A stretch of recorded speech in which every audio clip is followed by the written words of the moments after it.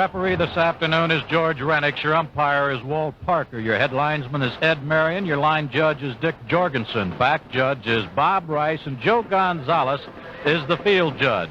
Roy Kelly and Jim Houston now standing in break from the huddle on the sideline, ready to go out on the field for the reenactment of the flip of the coin. But as we mentioned, the Browns have, after losing the flip of the coin, will take the wind to their back, and the Oilers are sending out 5 co-captains. They have Garland Boyett there, a linebacker. They have Walt Suggs, an offensive tackle. They have Bobby Maples, the center. They have 5 co-captains on that Oiler team that they're sending, indicating that the Oilers are going to receive, and they will be moving away from the closed end of the stadium. And once again, the wind has seemed to die down, except on the field. You could see the flags right at the goal line that are blowing rather strongly, and it is blowing away from the bleachers. So it will mean the Browns will have the wind to their back, and as Don Cockroft goes out to get the ball and set to tee it up, Don should, with the wind to his back and being of significant velocity, should be able to get this ball into the end zone on this kickoff.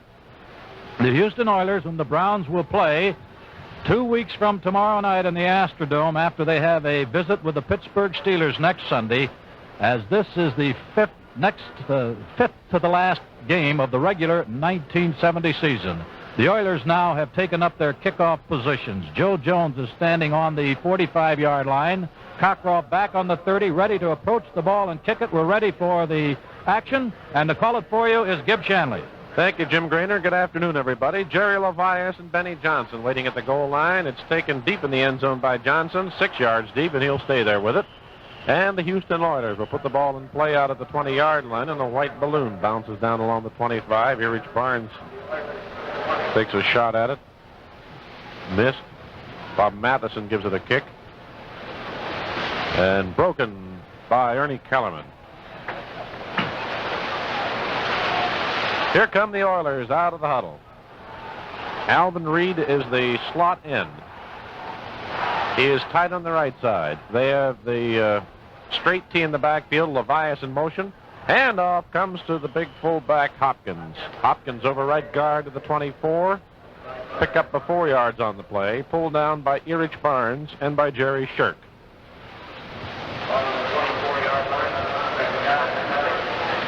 Jim Byrne is the split end on this ball club. He's out of there now. Joyner's in to replace him, and Joyner is split out to the right, some 10 yards. Straight tee, Levias in motion to the left. And again, the big fullback gets just a yard, and he's hit by Walter Johnson and Joe Jones at the 25-yard line. Hopkins again.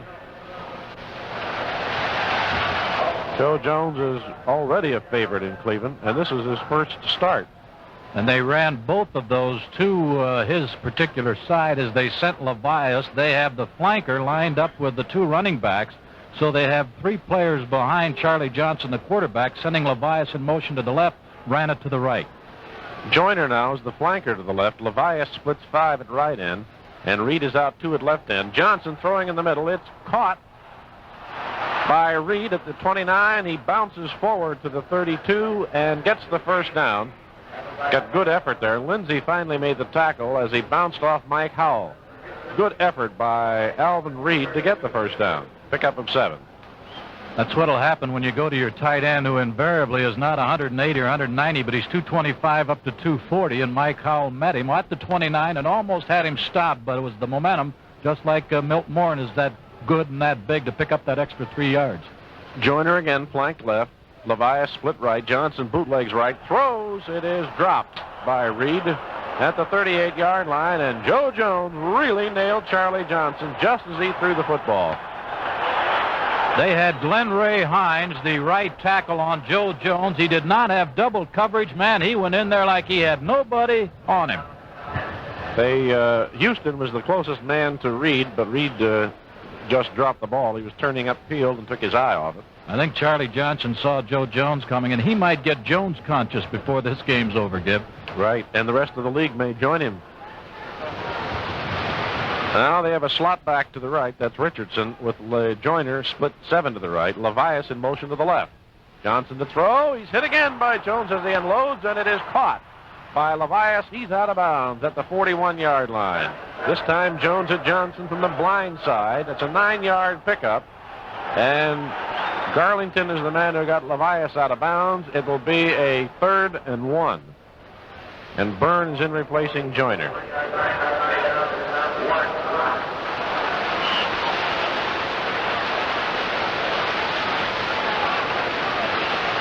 Both Joyner and Levias, their 2 wide receivers now, are just second-year men.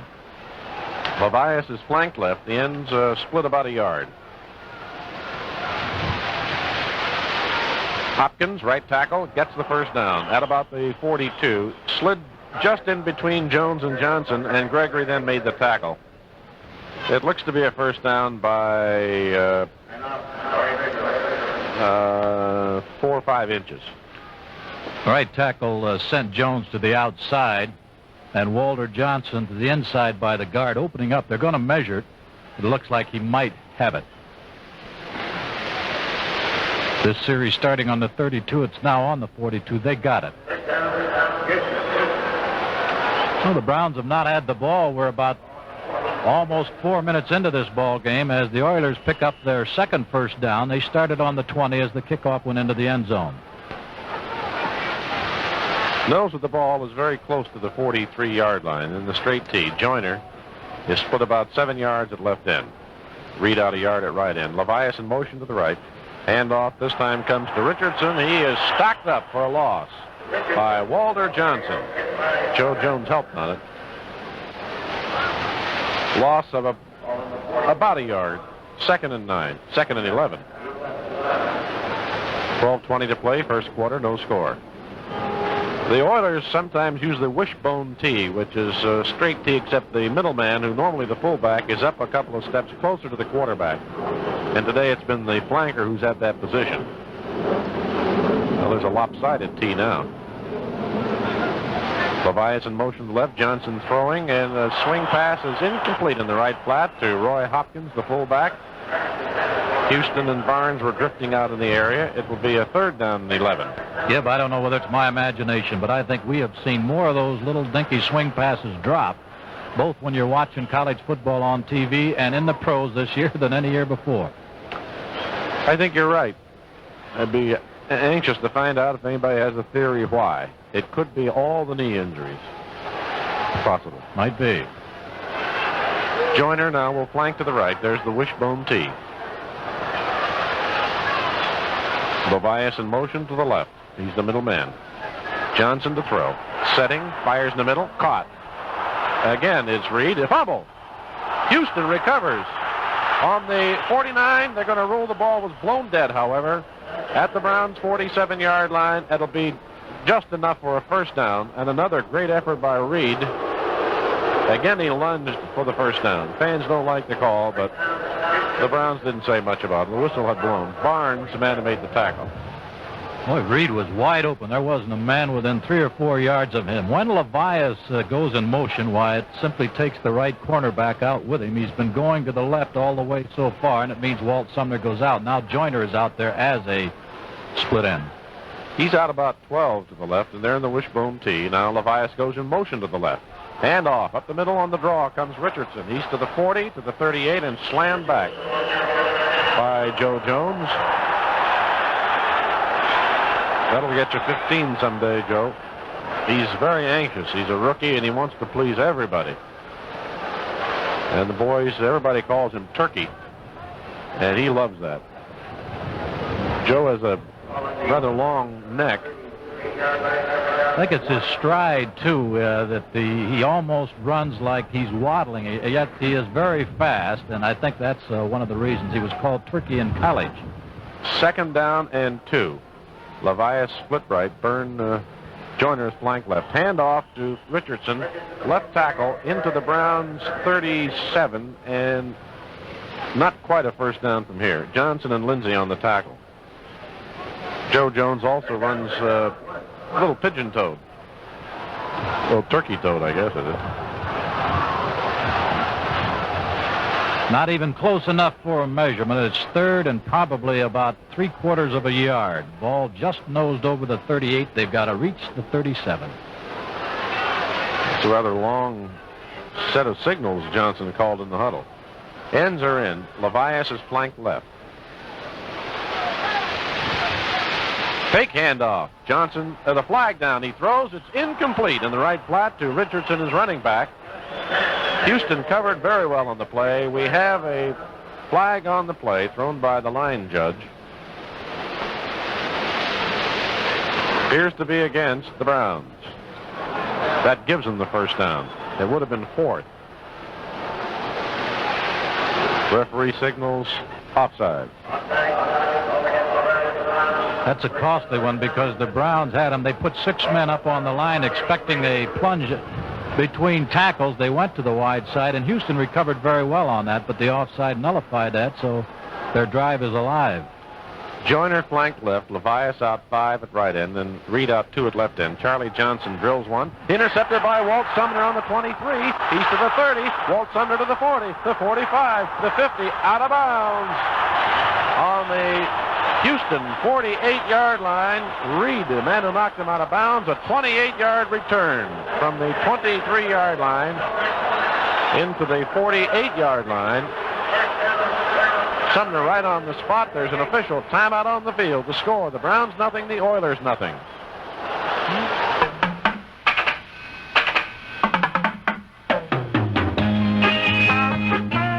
You've heard it said, the good place to borrow is household finance. Well, here's why. The good place to borrow began in 1878, so you know they've had a lot of experience solving money problems. The good place to borrow says never borrow money needlessly, so you know they look at things from a sensible, thoughtful point of view. The good place to borrow is the place where more people go when they want real solutions to real problems. If you've got a money problem yourself, remember. A good reason for borrowing is a good reason for lending. And the good place to borrow is household finance. There are 1,600 HFC offices throughout the U.S. and Canada. See your phone book for the one nearest you.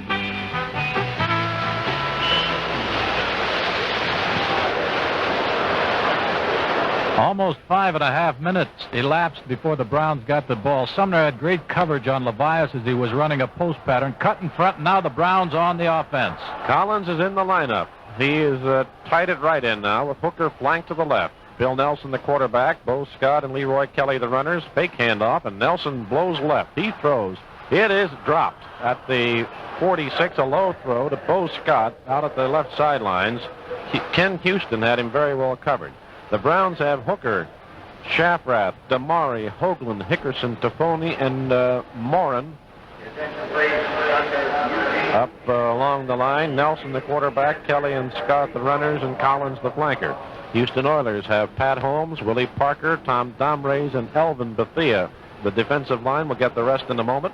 Hooker's the flanker to the left. Collins splits 3 at right end. Handoff, Kelly, left tackle, 46, driven back. Pickup of 2. Chip Glass is the starting slot end instead of Milt Morin. Domrays and Bethea made this tackle. The middle linebacker is Garland Boyette from Grambling, the left linebacker Olin Underwood, and the right linebacker Ron Pritchardson. The cornerbacks are Leroy Mitchell and Zeke Moore. Ken Houston and Johnny Peacock are the safeties.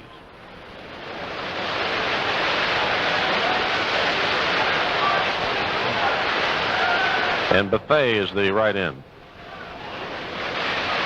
Hooker is split 5 at left end. Collins flanked to the right. Nelson to throw. Blitz on. He throws. It's incomplete at the 34, intended for Bo Scott. And the blitz that time came from the safety, Johnny Peacock. Browns will have to punt.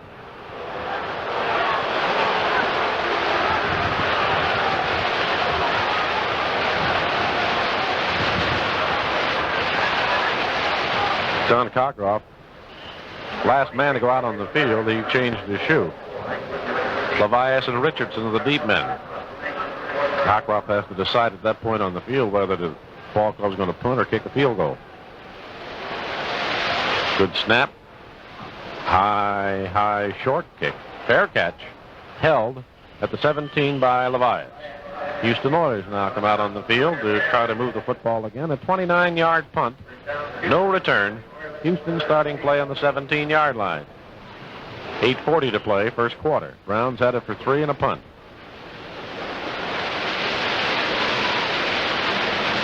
Detroit has taken a lead over San Francisco on a 2-yard plunge by Farr, and Baltimore has a field goal against Miami. 3-0 and 7-0 Detroit over San Francisco.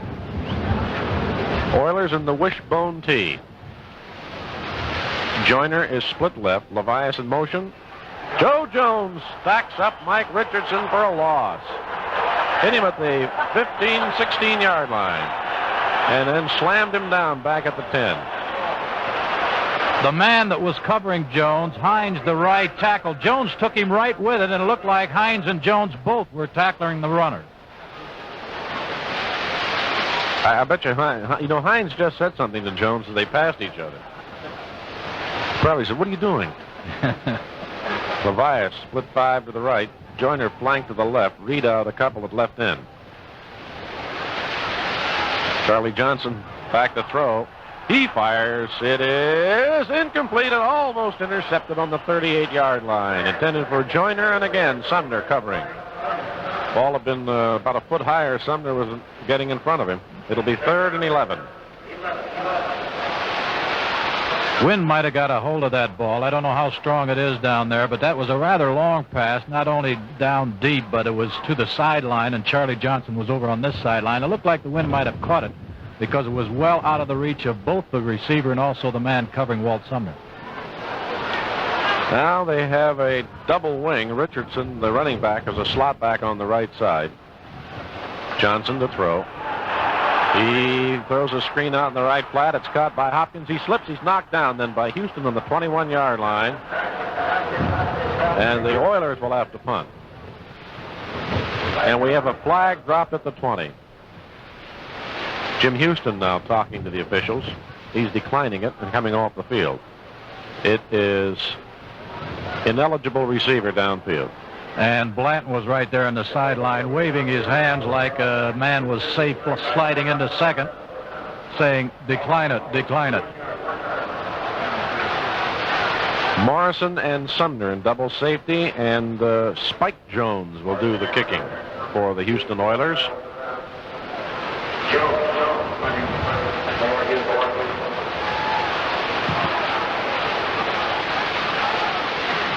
There's a good snap. Kick is away. Wobbly kick. Reese Morrison's got it on his own 36 to the 40. Can't find running room. Now runs in the middle and gets knocked down at the 46. No flags. There's an official timeout on the field with the score. The Browns nothing, the Oilers nothing. Hey, listen. WHK presents The Sound of Beautiful Music.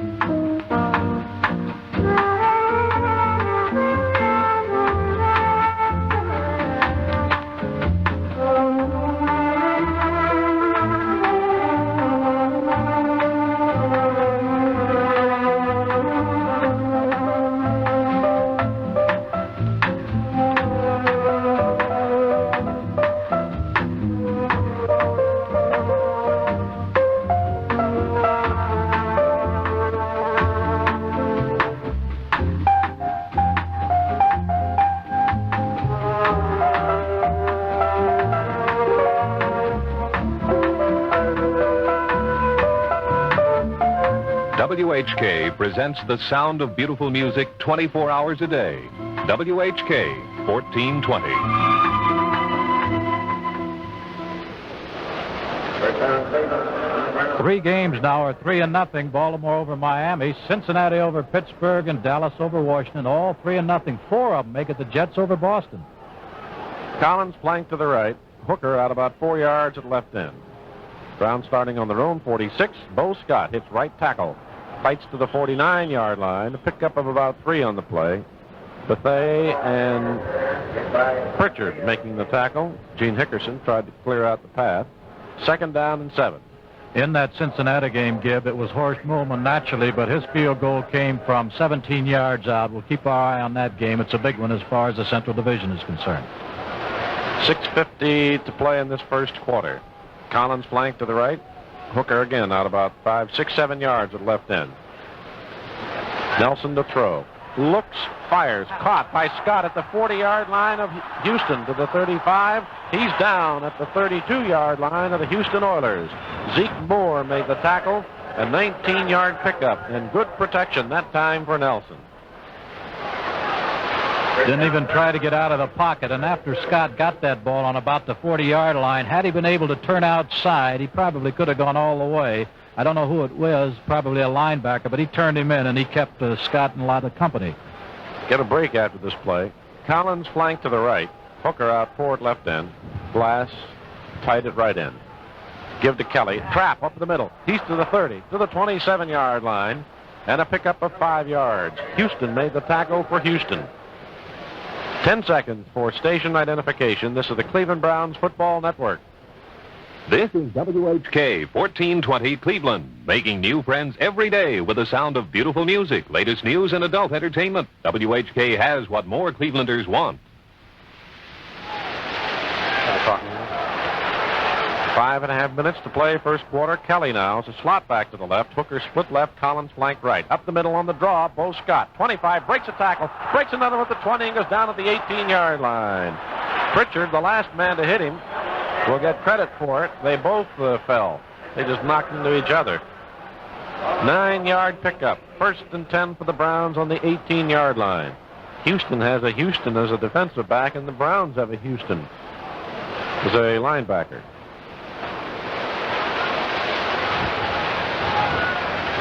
Collins, flank to the right. Hooker out about 3 at left end.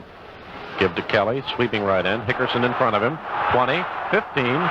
Kelly to the 10, and down on the 10-yard line. Johnny Peacock up from safety to help on the tackle along with the right cornerback, Zeke Moore. Collins and Hickerson through the blocks. Gib, I'd have to say that Kelly is running about as well today as we've seen him in quite some time, because on that series just about 2 plays ago, he also broke through for 5 yards, really came through in fine style, and then went wide on that one and cut. That puts Kelly over 5,000 yards, Jim. Collins flanked to the right. No, he's split right by 5, and Hooker is flanked to the left. Give to Kelly, trying to sweep the left end. He's trapped in the backfield, and he's going to be thrown for a loss at the 14-yard line. He tried to jump over the linebacker Pritchard, and as he did, he was then hit by Domrays and by Underwood. Loss of 4.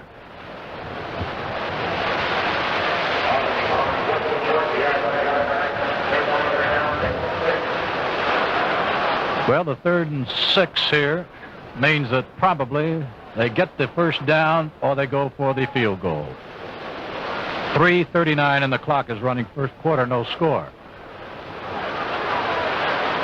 Collins flank right. Chip Glass splits 2 to the right. Hooker splits 5 at left end, and Kelly is a slot back to the left. Nelson to throw. Flair right flat. It's caught by Scott at the 15, 10, 5. Touchdown, Cleveland.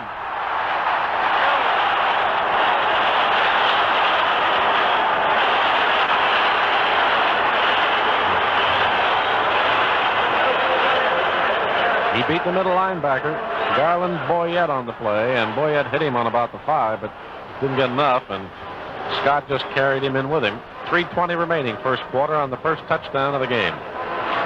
Nelson to Bo Scott. Extra point tried by Don Cockcroft. Mike Phipps will hold the 10-yard line.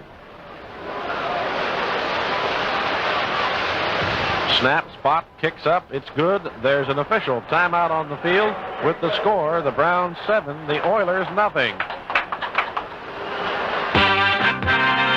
Duke's a winner all the time. Duke's a winner all the time. Duke's a winner all the time.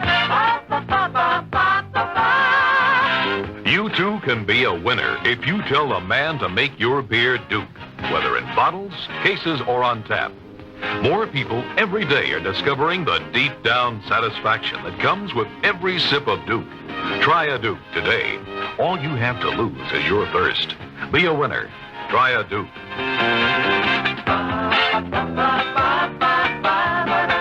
Duke's a winner all the time. Duke's a winner all the time. Duke's a winner all the time. Join the Barons and the Cavaliers for excitement all all winter long in the Cleveland Arena, the new home of Duke Beer.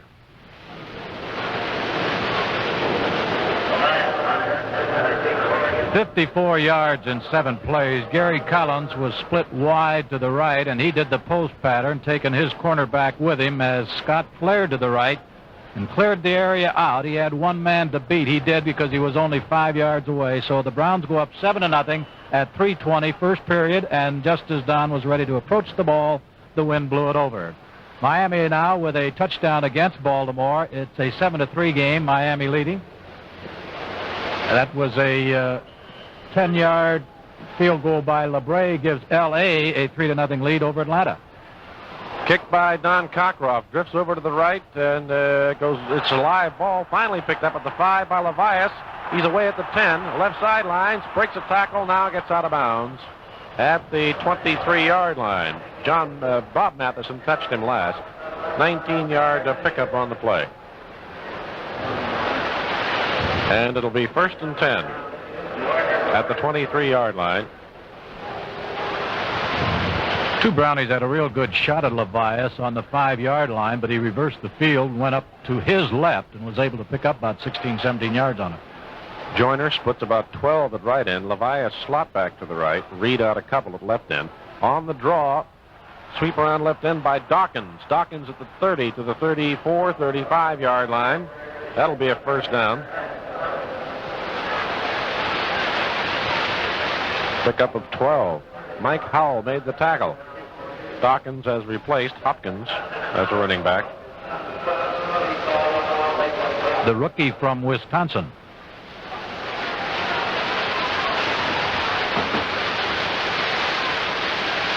Now Levias flanks to the right. Joyner out 5 at left end. Another draw, same play. Dawkins again. This time he's pulled down on the 38-yard line. Picks up about 3 more. Tackled again by Mike Howell. It'll be 2nd and 7. Houston has had tremendous number of injuries this year. Quite a few of those seats have filled up. The bleachers look about like 2/3 filled, and they're going to be probably in the neighborhood of 77, 78. Levias flanked to the right. Joyner out 7 at left end. Johnson to throw. He's hit, gets out of the pocket again, throws.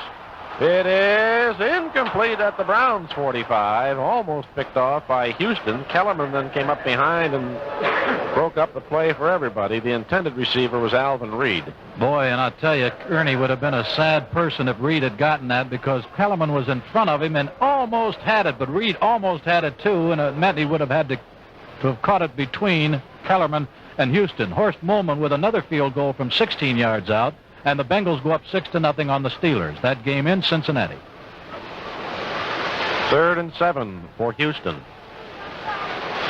Levias flanked to the right. Reed out 3 to the right. Joyner splits 5 at left end. Charlie Johnson to throw. He drills one deep. It is intercepted by Ernie Kellerman on the Browns' 30 to the 35. Ernie to the 40 to the 45, and he's down on the Browns' 48-yard line. Tackled by Richardson and by Drungo. 18-yard return. The Browns' second interception in the first quarter. 1:42 remaining in the period.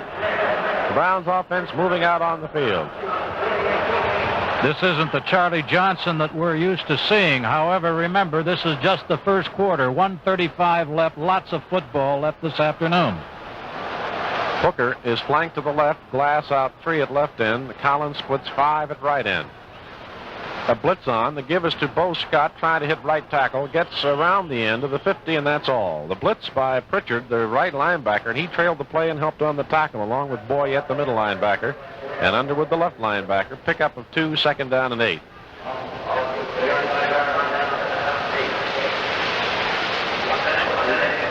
That is Walt Sumner's 4th interception of the season, though he takes over the lead. He and Erich Barnes had 3 each going into this afternoon, so he now has 4 to lead the club. Hooker is flanked left. Glass out a couple at left end. Collins splits 4 yards at right end. 2nd and 8. Blitz on again. Up the middle comes Kelly on the draw, just to the 48 of Houston, and a pickup of 2 more yards. And Parker and Domrey's on the tackle. It'll be 3rd and 6. Never having seen this team live, Gib, I didn't realize they blitzed so much. That must have been about the 5th time they've blitzed this afternoon. Well, of course, when Wally Len was with the Cardinals, that was their trademark. And the safety blitz. And we've had one of those today.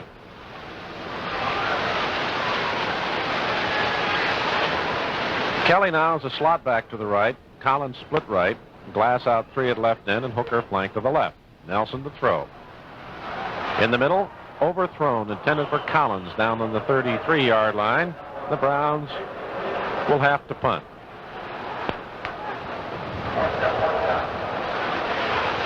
Well, they got 1 second there, and this is, you won't think that means too much, except it gives Don Cockcroft a chance to have the wind to his back, this strong wind.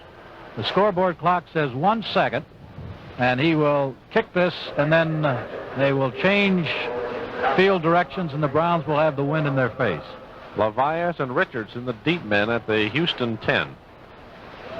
Good snap. High spiral. Fair catch. Held to the 9-yard line by Mike Richardson. Nose of the ball closer to the 10. It's about a 39-yard punt.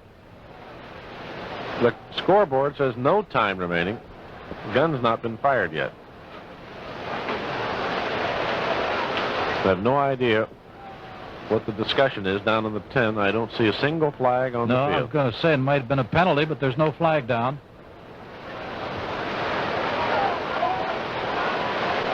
Sure is some discussion.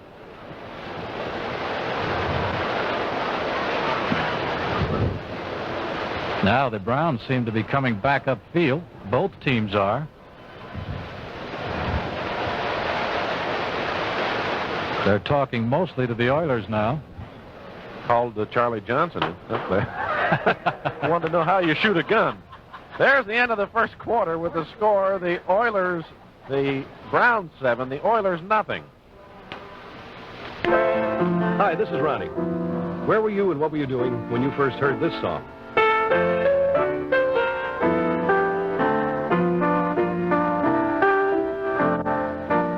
Chances are you were at a Browns game, because that's the Cleveland Browns fight song. Come to think of it, you're at a Browns game now on WHK. I mentioned the song because I use it as a background for Who's Got the Ball, your chance to win a WHK Pro Football watch by following some, I think, funny clues that I give every morning.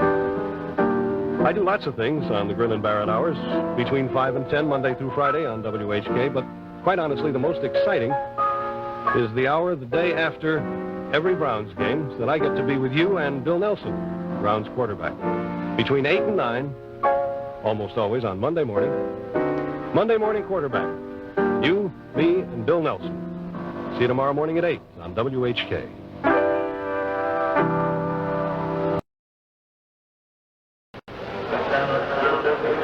The Oilers with 6 more plays than the Browns in the first quarter, 19-13, but they trail 7-0. They're starting from their own 9.5. Charlie Johnson has just one running back behind him, Dawkins, and he gets the handoff, and he breaks over right guard and gets up to the 15-yard line, where he's hit by Mike Howell, and a pickup of about 5 yards on the play. Houston helped on the stop.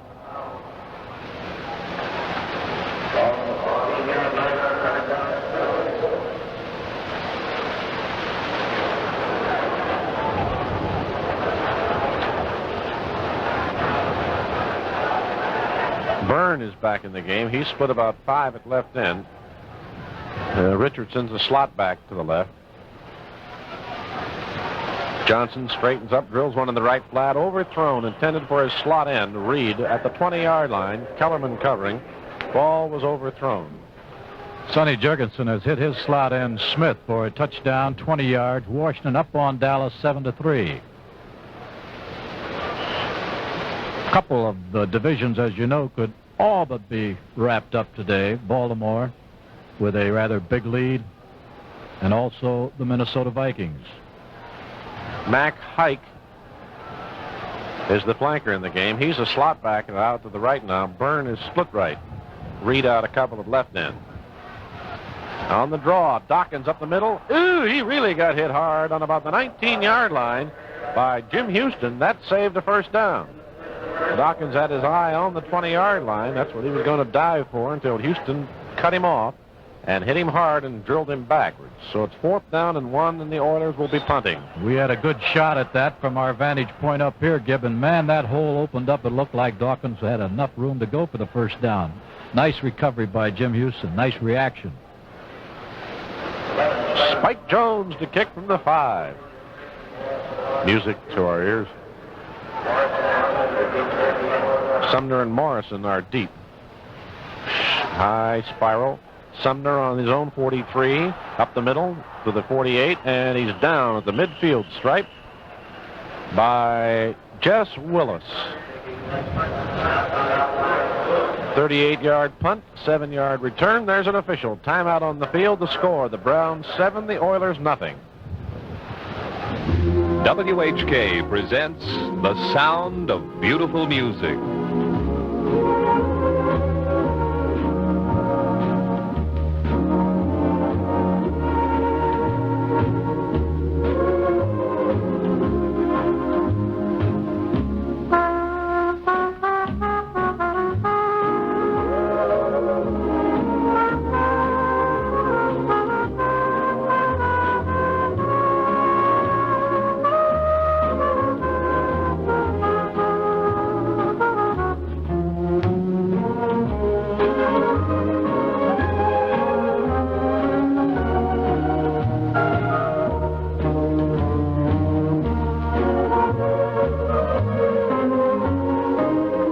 WHK presents The Sound of Beautiful Music 24 hours a day. WHK 1420.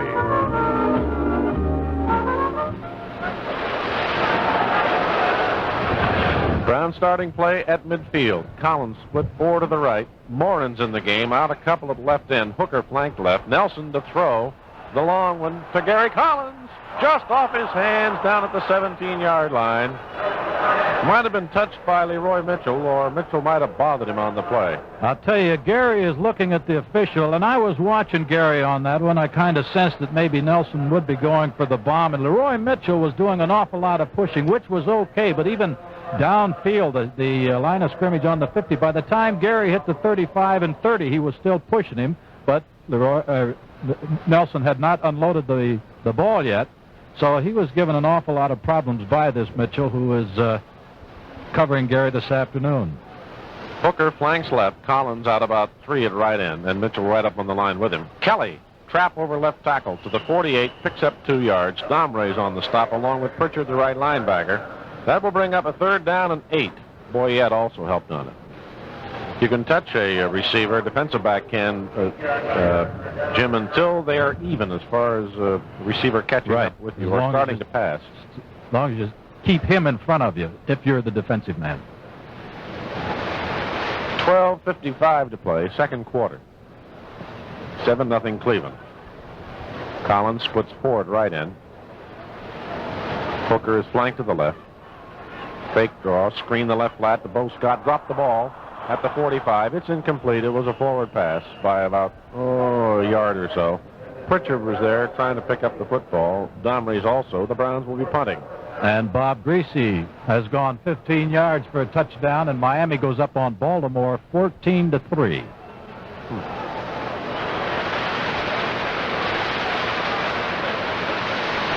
Now, keep in mind, with the ball on the 48-yard line of Houston, and Don is back on about his own 37, he is going to be kicking into a rather stiff wind. Deep men are Richardson and Levias at the 10.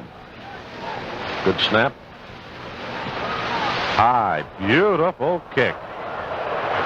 That one goes into the end zone on the fly.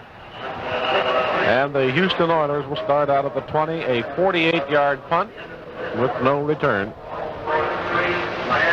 Well, as far as Don was concerned, that wind wasn't stiff enough on that one. Like to have had that held up somewhere between the goal line and the 10. Jim, I think as the ball gets up in the air, the Browns might have the wind to their back now as far as punts are concerned. I think you're right. If this gets up to about the upper deck, I think then the wind in the opposite direction takes over. It's a swirling wind as usual in the stadium and very tough to figure even for the players. Charlie Johnson has Byrne split at left end, and the handoff comes to Richardson over right tackle to about the 22-yard line. A pickup of 2. Lindsay, the middle linebacker, on the stop. And Shirk, the right tackle. We may see Bill Yoncher in the game today. Jerry Shirk, a rookie at right tackle, might get relieved. Yoncher was activated for this game. Byrne will be split 7 at left end. Straight T in the backfield. Hike goes in motion to the right. Hand off. Comes to the halfback. Richardson breaks over right tackle to the 29, and he's corralled right there by Erich Barnes. And it's about a yard short of the first down, but it brings up a third. 3rd and 1.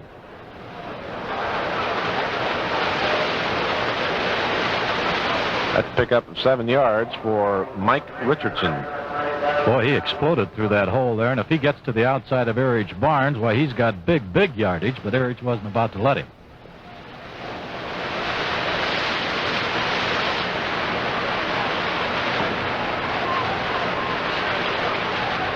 Hike is the flanker to the left. The ends are in.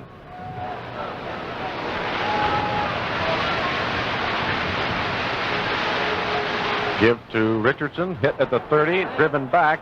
Flag goes down. I think he made the first down before he was driven back, but we have a 15-yarder against the Browns. This might be a face mask on Walter Johnson, who made the tackle. Out to the 45-yard line of Houston, and it is for grabbing the face mask. It's easy to see those things when you can see the runner's head almost pulled off, leaning to one side.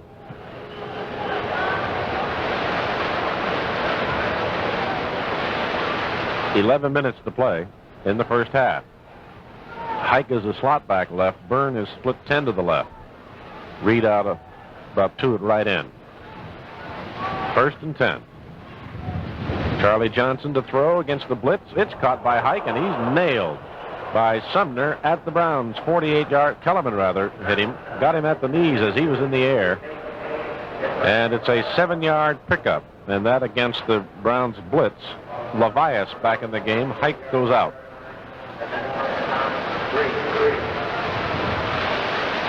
Now you don't have to wonder why some players are a little shy when they get that real quick one over the center and they have to go high in the air and they realize that they're about to have their legs cut out from under them. Burns split 7 to the left. Levias is slot back to the left. Handoff, Dawkins, right tackle. He's to the 45 of the Browns and chopped down by Walter Johnson. And it's very close to a first down. They'll measure. From here, it looks as though they made it. All it has to do is touch the 45-yard stripe. We're right in line with it. It looks like it has touched it, but it might miss by an inch. At any rate, it's still only 3rd down.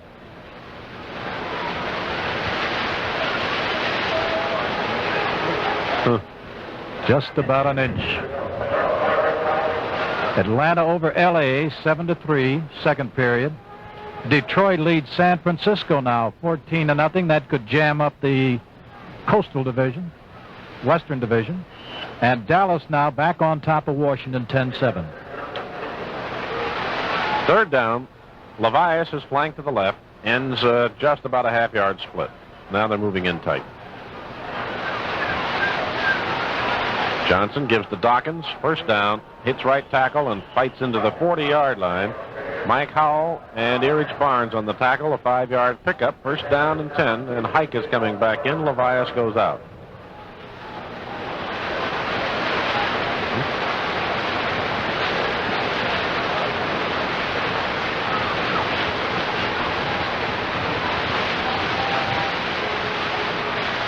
Oilers out of the huddle. Byrne flanks to the left. Levias splits about 5 yards to make that. Hike splits 5 at right end. Reed out a yard at left end.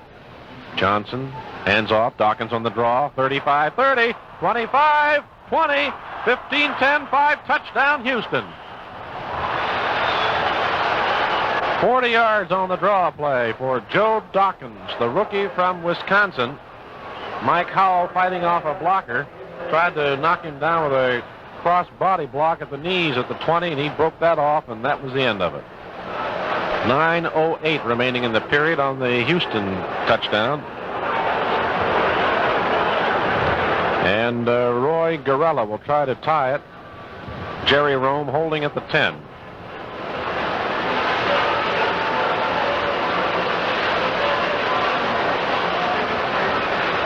Snap, spot, kicks up, sidewinder. That's good. There's an official timeout on the field with the score: the Browns 7, the Oilers 7. Never borrow money needlessly, but when you need to borrow, trust HFC. Are you running into this problem now?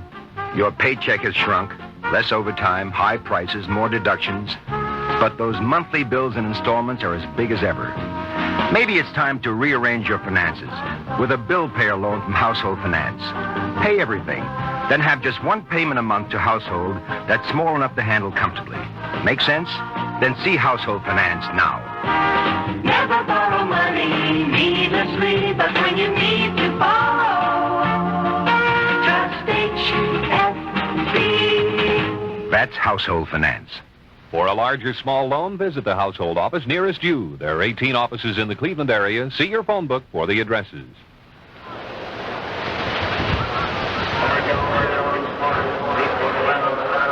Carol Rosenblum, who owns the Baltimore Colts, recently said that the Miami Dolphins weren't a well-coached team. He was taking a jab at Don Shula. Gracie has just hit Warfield for 27 yards, and Miami now leads Baltimore 21-3. 9:08 left in the second half. This is a tied ball game. Garella will kick off for Houston to either Homer Jones or Reese Morrison. That's well hit. Homer is going back under it. Get it. That's a live ball. Get it. Get Homer it. Jones is watching the ball, and now it's finally picked up by Morrison. Homer Jones wasn't going to get the football, and it's a live ball. Houston could have fallen on it for a touchdown. I wonder who's going to go up and talk to Homer Jones now as he comes to the sideline. Somebody better. I see Ken Brown, the rookie, is telling him. Now Blanton is telling him. Blanton Collier's talking to him. Been in football in high school, college, and pros, probably covering 15 years, and still a lot of them will let that ball go free in the end zone. Brown's ready to play at the 20-yard line. Kelly trying to hit right tackle, and no hole. Houston jammed it up. It's a pickup of about 3 yards on the play. Olin Underwood, the left linebacker, on the stop. Pritchard, the right linebacker, helped on it. 2nd down and 7.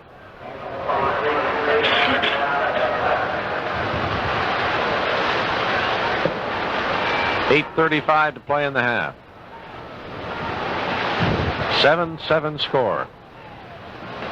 Browns come out in the stacked I formation. Collins split 3 at right end. Now they shift out of it. Collins will flank right. And Kelly's a slot back to the left. Nelson rolls right, stumbled. Now throws. It is caught and dropped by Milt Morin. He had it at the 49, then it was pulled away by Ken Houston of Houston at the 49-yard line. A fine play just as Milt started to wrap his hands around the ball. And Tom Domrey's, the right tackle, had a pretty good belt into Bill Nelson. Ken Houston has very good size for a defensive back. He is 6'3", and he goes 195 pounds from Prairie View, so that's real good size for a defensive back. Collins split 7 at right end. Hooker flanked to the left. Morin out 2 at left end. 3rd and 7. Houston jumps around a lot on defense. That whole unit is blitz on. Nelson's hit for a loss on the 16-yard line by Ron Pritchard, the right linebacker, who came over and lined up in the middle. The Browns will have to punt. He was jumping around, going into the line and back to a linebacker spot, and he timed it perfectly because he had his momentum up one more half second, and he would have been offsides, but he timed it perfectly, and he got Nelson before Nelson took 2 steps backward. He was their #1 draft choice last year. Richardson and Levias in double safety at the 35-yard line. We'll get a break. We'll wait on that first. Cockcroft will punt. High, beautiful kick. Over Levias' head, hits at the 30, rolls to the 20, rolls to the 15, and the Browns will let it go dead on the 12-yard line. A 71-yard punt. 7:37 remaining. Chuck Reynolds killed it. And 71 yards it is. We'll get a break after this play. Ball is almost on the 13. That'll help your average. Although at this point of the season, really that won't help it a lot. Hike is back in replacing Levias. He's flanked to the right. Burns splits 7 yards at left end. Reed out a yard at right end. Handoff comes to Richardson, right tackle. He's nailed at the 14-yard line. Picked up about a yard. Jim Houston led the charge. 10 seconds for station identification. This is the Cleveland Browns Football Network. This is WHK 1420 Cleveland. Join Jim Grainer in the locker room right after today's game for the first answers to the big questions. Locker room report following football scoreboard. Burns split 5 to the left. Hike flank to the right. Reed out a couple yards at right end. Fake handoff. Johnson throwing in the middle. It is dropped at the 40-yard line. Thrown a shade low for Joe Dawkins, the fullback. Lindsey and Houston were back covering, and Dawkins went down trying to grab the ball at the 40-yard line. Boy, it's good that was thrown long, because Dawkins had bypassed his two defenders, and he was on the move, and had he been able to get it at the 45, he had all his momentum going with it. Baltimore coming back now, have scored, and now it's Miami 21 and Baltimore 10. A 4-yard pass to Jefferson. Already, Charlie Johnson's connected on 6 out of his 9 third-down situations in this game. He has Burns split 10 to the right, Hike slot back to the right, and Reed out 2 yards at left end. 3rd and 9, quick one over the middle. Reed's got it, 23, spins away, 25, down on the 27, first down. Again, Alvin Reed, 13-yard pickup. There are some people, Mike Howell made the tackle, there are some people who think Alvin Reed might just be the best slot end in all of pro football. Well, that's one of those tight passes that Nelson and Milt Morin combined on last year, but for some reason the Browns have not gone to their tight end, at least short. They go more to Milt Morin deep. Hike is the flanker to the right, Byrne out about 5 yards at left end. Charlie Johnson hands the ball. Dawkins hits over left tackle, not much of a hole. Gregory trips him up at the 30-yard line. Pickup of 3, 2nd and 7. 5.5 minutes to play. First half, 7-7 score. Browns moved 54 yards in 7 plays, a 14-yard swing pass to Scott for the touchdown, and then the Oilers, 80 yards in 7 plays. Dawkins on a draw, 40 yards. That's all the scoring so far. Byrne is split 10 to the right. Hike slot back to the right. Charlie Johnson back to throw, drills one. It is incomplete down at the Browns' 40-yard line, intended for Hike. He was open. He was open, but Charlie Johnson was getting a real good rush from Dale Lindsey and I believe also Jack Gregory, and he had to unload that in a hurry, and I think he just put it up in the air hoping that the receiver could run under it. I think there may have been at least a momentary mix-up in the Browns' defensive unit and the deep backs. Down to 5:06 now in the first half. The wind just blew the ball a few yards. That's how strong it is down on the field. 3rd and 8. Check it, 3rd and 7. Hike is flanked to the right. Byrne out 5 at left end, and Reed splits a yard at right end. Johnson back to throw. Fires. Intercepted by Erich Barnes. And he's knocked down on the 3-yard line of the Houston Oilers. Pike, the intended receiver, made the tackle. The Browns have 3 interceptions already in this first half. I think why Erich Barnes lost the ball temporarily, Gib, I think he wanted the lateral, don't you? Yep, he was looking, and he could have lost it very easily. It started to roll away, and he grabbed it, but I think the whistle had blown. Ball's on the 44. Ends are in. Collins, flank to the right. Hand off to Kelly. Trying to sweep right in. Blocked by Hickerson. Kelly to the 40. 35. Kelly's down on the 31-yard line of the Houston Oilers. Boyette on the tackle. 13-yard pickup. That looked like the Browns' sweep. Bethea made the tackle with Boyette. Now Barnes back up with Walt Sumner, club leading with 4 interceptions each. Each had 3, and Kellerman has the other pickoff. Charlie Johnson has thrown 3 interceptions, and we're at 4:18 of the first half. Hooker flanks out to the left. Collins splits 4 yards at right end. Give to Bo Scott, turning right end. At the 30, got a yard. 2nd down and 9. Tackle made that time by Mitchell and by Underwood. Kelly now with 31 yards on 8 carries for an average of close to 4 yards per carry. And as we mentioned, he'd needed just 6 to go over 5,000, so he's well over that. That puts him in a class of about, I think, somewhere 10 or 11 other players that have reached the 5,000 mark. Jim Brown, of course, leads them all head and shoulders with close to over 12,000. Brown's out of the huddle in the stacked eye. Now they shift out of it. Kelly's a slot left. Hooker split left by about 5. Collins flanked to the right. Give to Bo Scott, trying to turn the end. Trap for a loss. Back on the 32-yard line. Bethea made the big play, along with Domrey's. They smelled that one coming. So it's now 3rd down and about 12.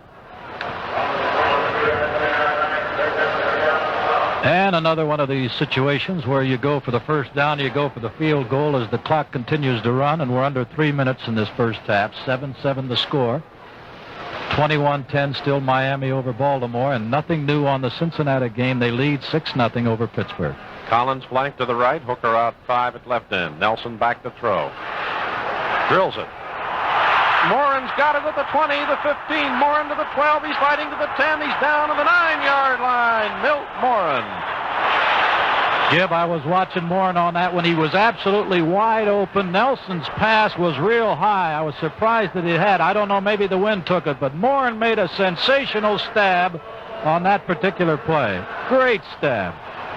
Tackle made by Zeke Moore and Ken Houston. And Johnny Peacock, the safety man, was supposed to blitz on the play. He was 10 yards away as he started to come up the middle too late, and it wiped him right out of that play, incidentally. That left Morin to help leave him wide open. Collins flanked to the right. Handoff. Kelly trying to turn right in. Whistles blow. Whistles blow. They may have stopped the play for the 2-minute warning. Well, no use fans booing. That's in the rule book. There's an official timeout on the field. The score: the Browns 7, the Oilers 7. Duke's a winner all the time. Duke's a winner all the time. Duke's a winner all the time.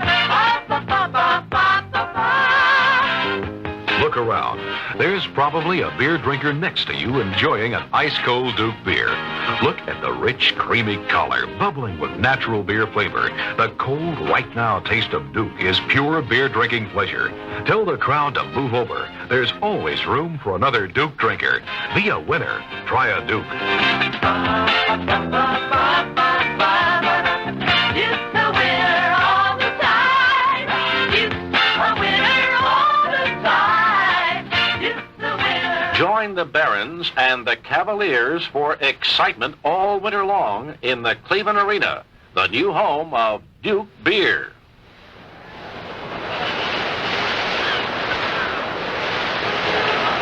Bill Nelson now has hit on 3 out of 9. He has hit Scott twice, and then that one to Milt Moore. So the Browns now have 1st and goal to go on the 9-yard line of Houston. Collins is flanked to the right. Hooker out about 4 yards at left end. Give to Kelly. He's going to throw it. He fires. A low one. Incomplete. And a flag down. The call is against Ken Houston, who nailed Leroy Kelly back at the 20 just as after he threw the ball.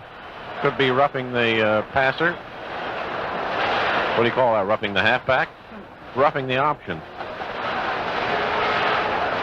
There she goes, half the distance to the 4.5.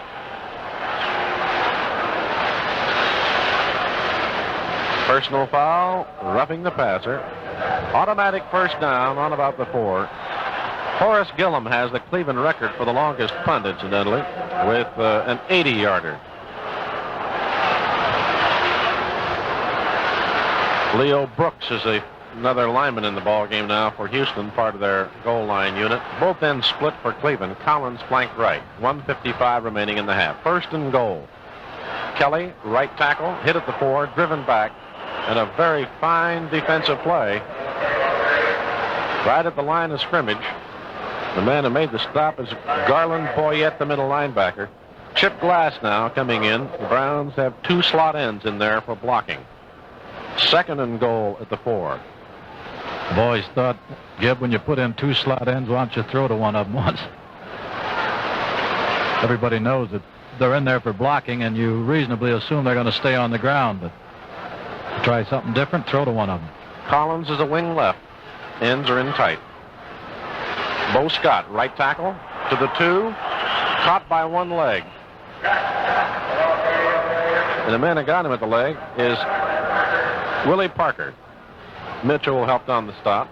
Third and goal on the 2. 1 minute remaining in the first half. Browns have all the timeouts remaining if they want them.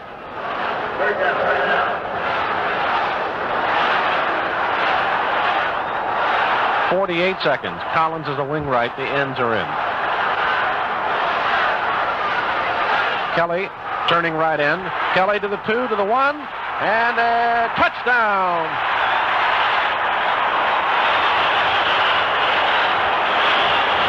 Dick Shafrath, Bo Scott, Gene Hickerson all led the blocking. Boyette hit him at the 1.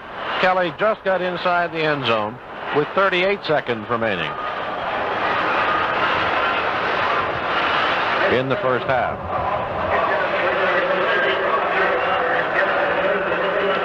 Phipps will hold. Cockcroft to attempt the point.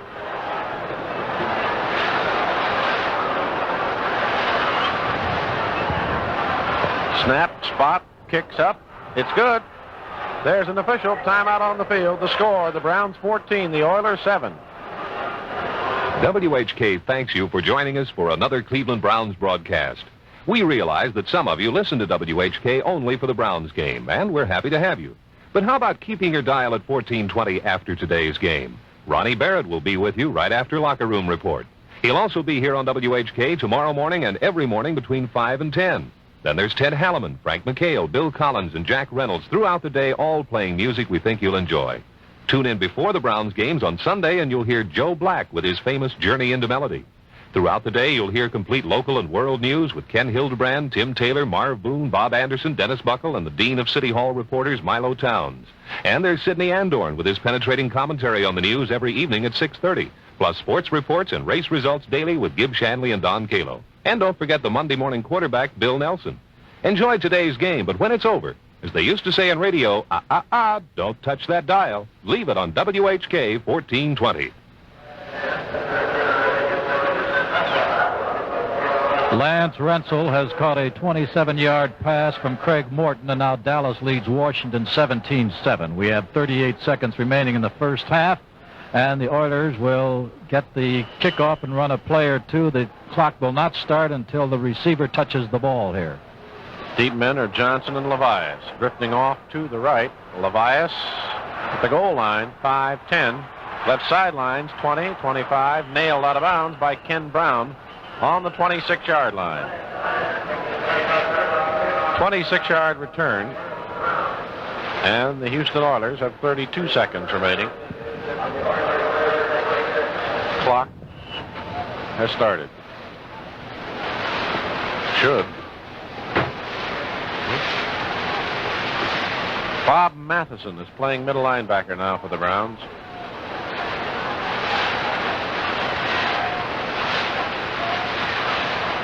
There are 4 linebackers in there. Johnson throws a screen right in the middle. Boyette, check that. It's Dawkins, rather. He's to the 35 and up to the 38-yard line. Tackled by Jim Houston. Timeout for the Oilers. Stops the clock. 1st and 10.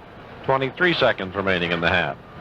So if they continue to do this, they can run a play and stop the clock. Now they're down to 2 timeouts. They could get off as many as 3 or 4 plays if they can pick up the first down. But the Browns naturally will let them get the short yardage, anything that's 10 yards or under. And it is now 14-0 at halftime in that Detroit-San Francisco game, with Detroit leading. Los Angeles playing Atlanta, as we told you. They're trailing Atlanta 7-3. The Browns, in their final regular season appearance, will play the Dallas Cowboys on December 12th, their 13th ball game of the regular season. They wrap it up in Denver. The Houston Oilers will be home to Denver next week. And the Browns will be in Pittsburgh, as you know. The Dallas Cowboys on December 12th. And that will be after their Monday night engagement with Houston, so they'll have to practice in a hurry that weekend. Oilers out of the huddle. Mac Hike is the flanker to the right. Reed out 2 at right end, and Burns splits 5 at left end. Charlie Johnson to throw. Left flat. Dawkins can't get it. Tried to one-handed, thrown behind him at the 40-yard line. Lindsey covering on the play. Incomplete. 2nd and 10. 19 seconds remaining in the half. Browns with their 3 linemen on their prevent defense, and Jim Houston usually goes up on the line from his left linebacking spot, but he can go up or come back.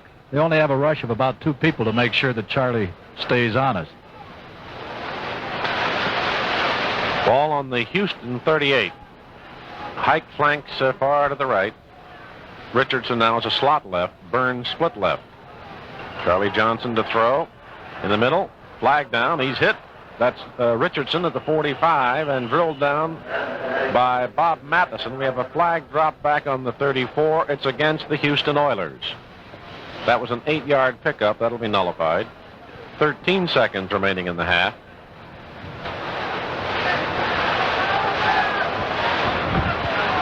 $15 yards from the 34 to the 19-yard line. That would indicate holding. In the spot of the foul, not from the line of scrimmage. As has been pointed out this past week, Gib, with 3 consecutive losses, the Browns have never, in their 25-year history, lost 4 consecutive ball games. This today they are trying to avoid. It's 2nd and 29.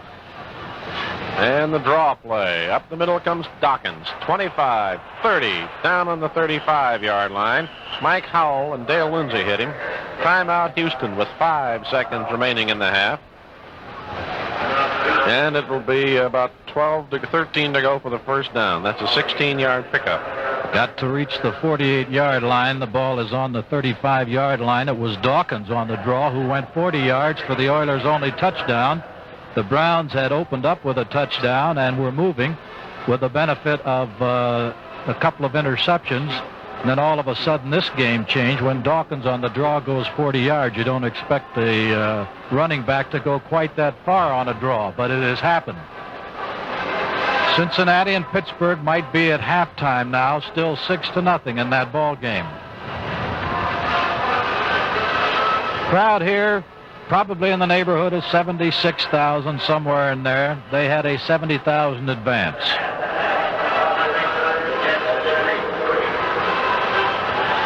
The Jets 3 and Boston nothing at the half yet. Excuse me, Jim. This may be the last play of the half now with 5 seconds. Should be. Charlie Johnson hands off on the draw. Dawkins is nailed back on the 32-yard line by Gregory and by Jones. Shirk, rather, and Gregory. And Virgil Carter just ran 13 yards. Cincinnati up on Pittsburgh 13-0. They didn't learn from the movies last week, did they? There's the gun. That's the end of the first half. With this score, Cleveland 14, Houston 7. We'll be back with halftime sports in the second half of today's game after the news. Remember Vic Power, who played for the Indians? Well, he holds the world's record. Right, Vic stole home twice in one game, August 14th, 1958. Of course, most sports records are made to be broken, and the 16 Good Sports Chevy dealers are breaking a big one now. In fact, you can save $25 on any 71 Chevy. Here's how. Rip out the $25 record breaker coupon from the Good Sports Chevy dealers ad in the Browns football program. Or write me, Gib Shanley, WHK, and I'll mail you one. By the way, just one to a family. When you get your coupon, go to your nearby Good Sports Chevy showroom and take a look at the 71 Chevys. Pick the model you want, order it, then pull out your record breaker coupon. The salesman will lower his quote another $25, and that's for the record. So get your record breaker coupon. It's a simple way to save an extra $25 on the car more Clevelanders drive than any other, Chevy. It's a fact. When you buy a 1971 Chevrolet, you win big. Browns a lead. They led 7-0, then tied 7-7, now 14-7. Both teams are trying to break three-game losing streaks. Although the Oilers have not won in 6 games, they have a tie with San Diego, 31-31, keeping them from 6 straight losses. All set for the kickoff, and here's Gibb. Homer Jones, Reese Morrison back at the 1. Roy Garella to kick off for the Houston Oilers.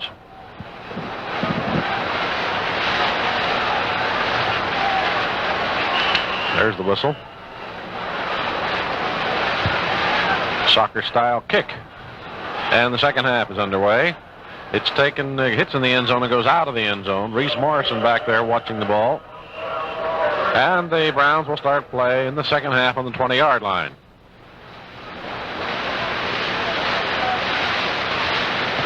Buffalo leading the Bears. Is that a 6 or 5? 6? 6. They had the extra point blocked. 1st and 10 for the Cleveland Browns. Kelly had 33 yards in the first half on the ground. The Browns lead 14-7 starting the second half. Chip Glass is in at slot end. Hooker is the flanker to the left. Glass out about 3 at left end. Blitz on. Give to Bo Scott. Right tackle, 22. Stopped at the 22. Willie Parker, the left tackle, and Ron Pritchard, that blitzing linebacker, on the stop. 2nd and 8.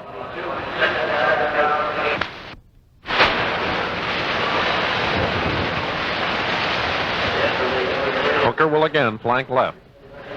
Glass out a yard at left end. Collins splits 5 at right end, and Kelly's a slot back to the right. Bo Scott, right guard and tackle, 25, breaks a tackle, gets to the 29-yard line. Parker and Boyette on the stop. That'll bring up 3rd and 1. Good running today by Bo Scott, getting a lot on his own. It's a 7-yard pickup. And here's Milt Morin in. 2 slot ends now for blocking. Bo Scott is up to 23 yards. And that's in 8 carries. He's carried almost as many times as Kelly. Gary Collins flanks to the left. The ends are in tight. Glass and Morin. Give to Kelly, sweeping right end. 30, 35, 36. First down. Peacock made the stop. Milt Morin threw one of the block. They'll make that Glass who threw the block. That's a 7-yard pickup. Glass and Hickerson. And the Houston Oilers have put in Mitchell at left cornerback. Atkins is out. 1st and 10. Chip Glass splits about 2 at left end. Hooker flanked the left. Kelly's a slot right. Nelson to throw. Fires to Collins. Good catch. Knocked out of bounds on the 49-yard line of the Houston Oilers. Peacock on the tackle. Fans are giving a loud cheer. That's to Needle Collins. That was a fine catch. Well, and I'll tell you one thing. There's where he had to get hurt badly in the ribs because he had to go high in the air. They are totally exposed. He caught the ball, and then he was hit right around the belt. And that has to hurt. Kelly again slot right. Collins split right. Hooker flank to the left. Bo Scott gets the ball. Drills over left tackle to the 47. Picks up about 2. Pritchard, the right linebacker, and Buffet, the right end, make the tackle. I'm sure everybody who made that cheer could catch the ball as well. Collins has had very sore rib area for about 3-4 weeks. Not the ribs, it's those muscles, and I forget the names of them. Rib muscles. Collins flanked to the right. Hooker out 4 at left end. Give to Kelly. Try to turn the corner. 50, 49, 48, that's all. Got just back to the 47, the line of scrimmage. Underwood and Mitchell on the tackle. Pat Holmes, the left end, burst through and knocked Gene Hickerson down, the lead guard who pulled. Make that a yard loss to the 48-yard line. And if there's any kind of delay on a wide sweep like that, it's almost impossible to get outside. And I think most teams will always make sure that Leroy Kelly has to go inside, because at least you're kind of jamming him up. And he just couldn't go, and he was on the short end of the field. 3rd and 9.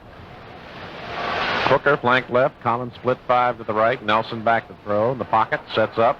Referee fell. Hooker's got it. 29 down on the 28-yard line. Zeke Moore made the tackle along with Peacock, the safety. 20-yard play. It's a first down. And as Nelson was backpedaling, the referee was backpedaling. Nelson stayed on his feet, and the referee went down. Now we know how a pass looks from a quarterback's angle. First down and 10 for the Browns on the Houston 28. Third quarter, 11 minutes remaining in the period. The Browns lead 14-7. Gary Collins flanked to the right. Chip Glass out a yard at right end. Hooker split 7 to the left, and Kelly's a slot back to the left. Hand off on the draw. Both got right guard, no hole. Hits the 37, picks up about a yard. Buffet on the stop, the right end. Left tackle Willie Parker helped on it. They did not move out of the way for that one.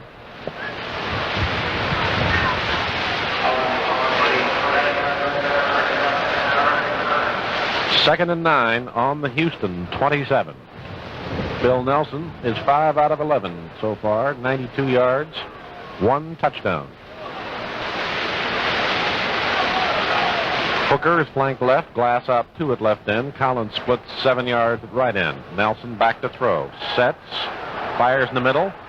Caught by Glass, flag down. He's at the 10-yard line. Pulled down by Ken Houston. A flag was dropped back up at the 14-yard line. That's a 17-yard pickup.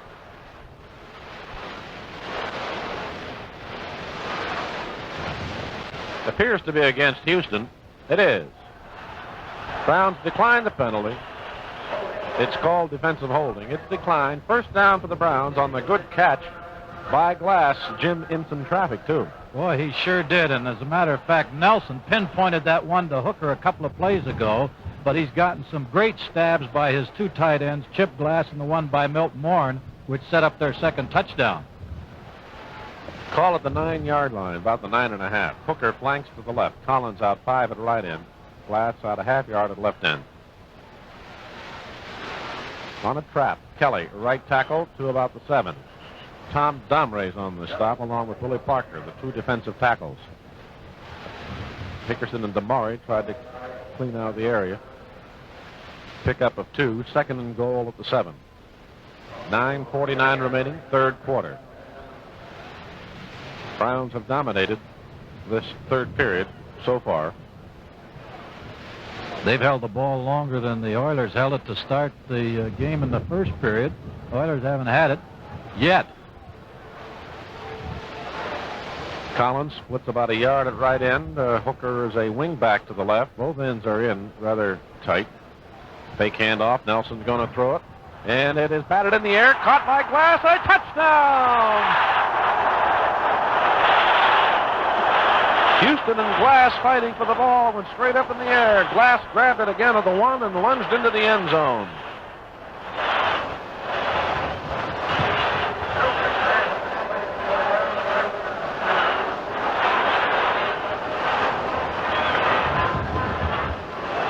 Two touchdown passes for Bill Nelson today. That one's for 7 yards. Don Cockcroft to attempt the point. Mike Phipps holding at the 10. Spot, kick, it's up, it's good. There's an official timeout on the field with the score. The Browns 21, Houston 7. Duke's a winner all the time. Duke's a winner all the time.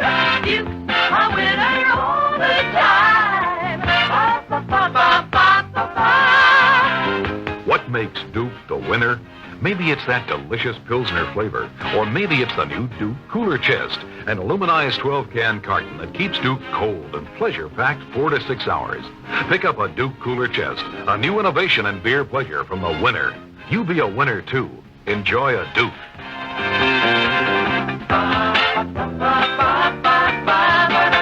Duke's a winner all the time. Duke's a winner all the time. Duke's a winner all the time. Join the Barons and the Cavaliers for excitement all winter long in the Cleveland Arena, the new home of Duke beer.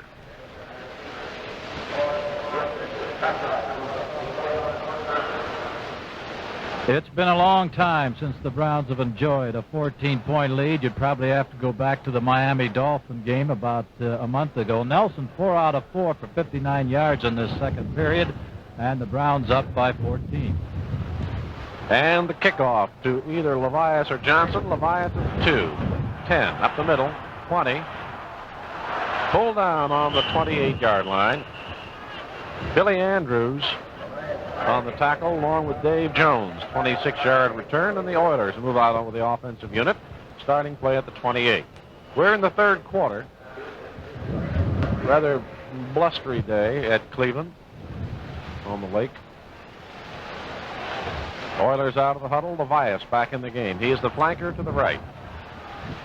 Joyner is split 10 at left end. Make that about a 7-yard split. Charlie Johnson hands off to his big fullback. Dawkins over left tackle, hits the 32-33. Walter Johnson there to make the tackle. That'll be about a 5-yard pickup. Second down and 5.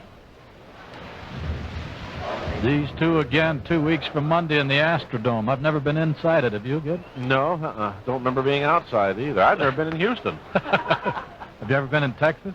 Dallas. No, I've never been even near Houston. That'll be very interesting. Levias is flanked to the right. Joyner split 5 at left end. Screen pass out in the right flat, rather. Not a screen. Out in the flat to the big slot end, Alvin Reed. He's hit at the 38. Falls forward to the 41-yard line. Kellerman on the stop. First down for Houston. They ran Levias, the flanker, on a slant over the middle, and the big slot end just moved out in Levias' original area. Did a little cross.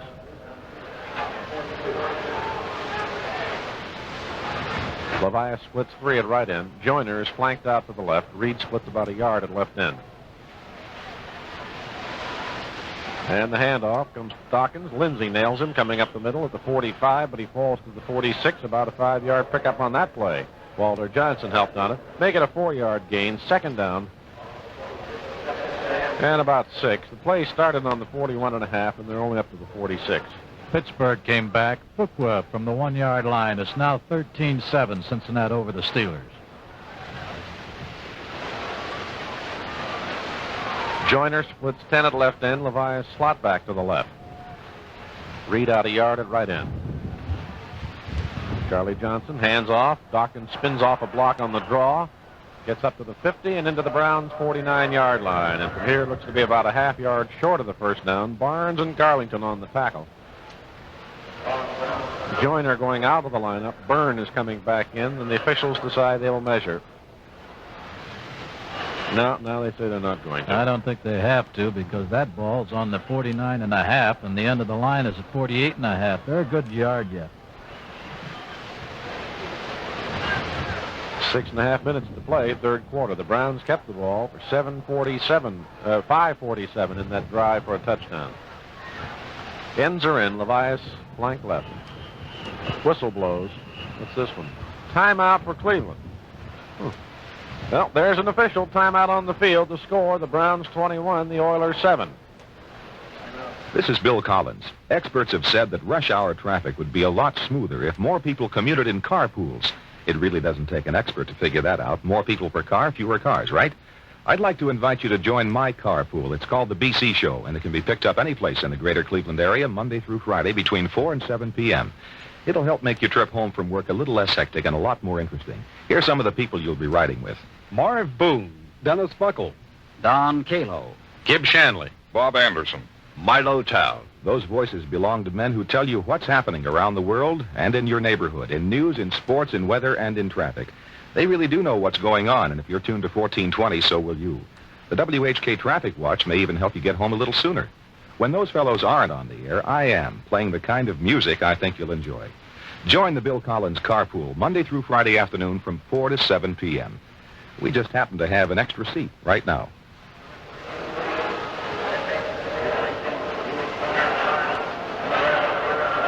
Browns called that timeout because something's wrong with Erich Barnes, although he is on his feet and he seems to be fine, but Ben Davis has gone into the lineup. Now he's coming to the sideline. Blanton Collier's saying something to him. Ben's going to be on the left side now. You know, he started on the right side last week. And so he's in there now for Erich Barnes. Dawkins has reached the 100 mark. He's 103 yards and 14 carries. Third in the yard to go for the Oilers on the Browns' 49-yard line. Ends are in. Levias flank to the left. Dawkins, right tackle, 48, first down. About the 47.5 maybe. Jim Houston on the tackle along with Dale Lindsay. And the Oilers get a first down. And the ball spotted just close to the 47 of the Browns. Joyner coming in and Byrne going out. I think Byrne was a senior when Mike Phipps was a sophomore at Purdue. He played with Greasy, I know, and this would just about make it. This is his third year. Right. Levias out about 5 at right end. And Joyner is flanked to the left. And off. Dawkins, right tackle. He's hit hard and down by Dale Lindsay in the 45-yard line. Helped by Jim Houston again. I remember broadcasting a game at Purdue, and I don't remember ever seeing Greasy play. So Phipps and Byrne and Leroy Keys would have been in that same unit. I see Keys now is back with the Eagles. Well, he hasn't played much in his pro career. He certainly hasn't. A number 2 draft choice. By that, I mean he was the second man picked, the Eagles first. Second down and 7 for Houston. Levias is a slot back to the left. Joyner is split 12 to the left. Hand off to Richardson, left tackle, no hole. Fights for about 2 yards to the 43. Walter Johnson and Jerry Shirk there to make the tackle. That'll bring up a 3rd and 5. 4:40 remaining, third quarter. This period's gone very quickly. Haven't had many incomplete passes to stop it or penalties.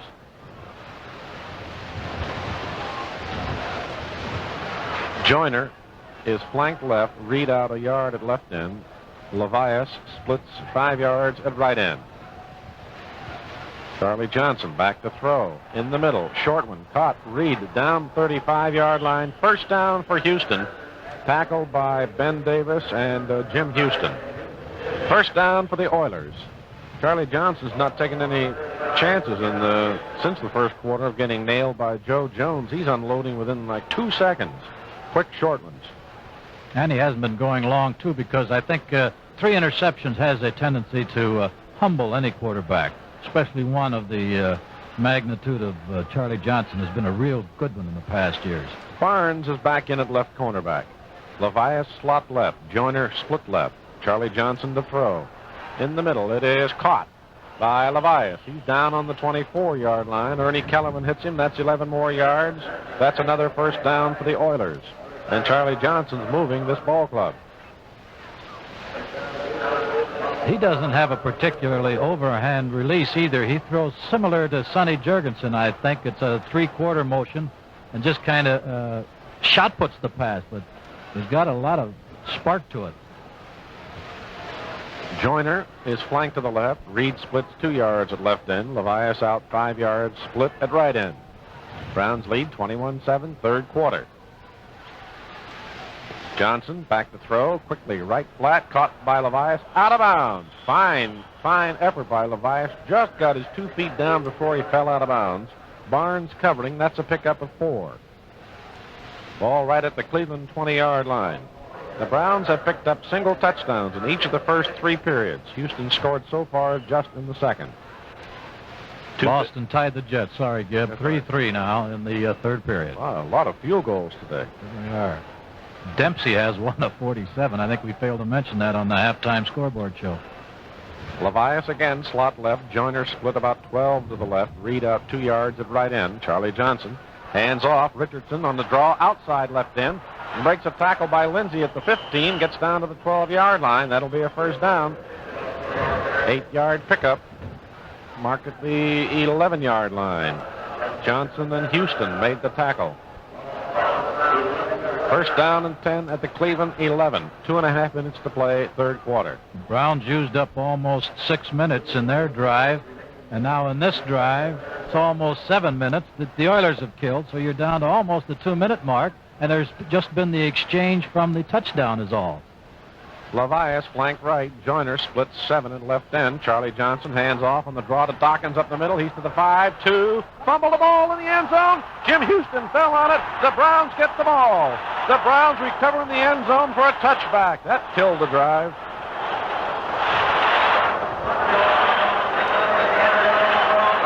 I really don't know who made the tackle. But Jim Houston fell on the football in the end zone. There's an official timeout on the field with the score. The Browns 21, the Oilers 7. Never borrow money needlessly, but when you need to borrow, trust HFC. There are some things money cannot buy, like experience, trust, confidence. But these are the things you get when you borrow from Household Finance. Household advisors never borrow money needlessly. Yet after 92 years of lending experience, they know how important money needs can be. More than 2.5 million families each year trust the company where they can borrow with confidence. Never borrow money needlessly, but when you need to borrow, trust HFC. That's Household Finance. There are 1,600 HFC offices throughout the U.S. and Canada. See your phone book for the one nearest you.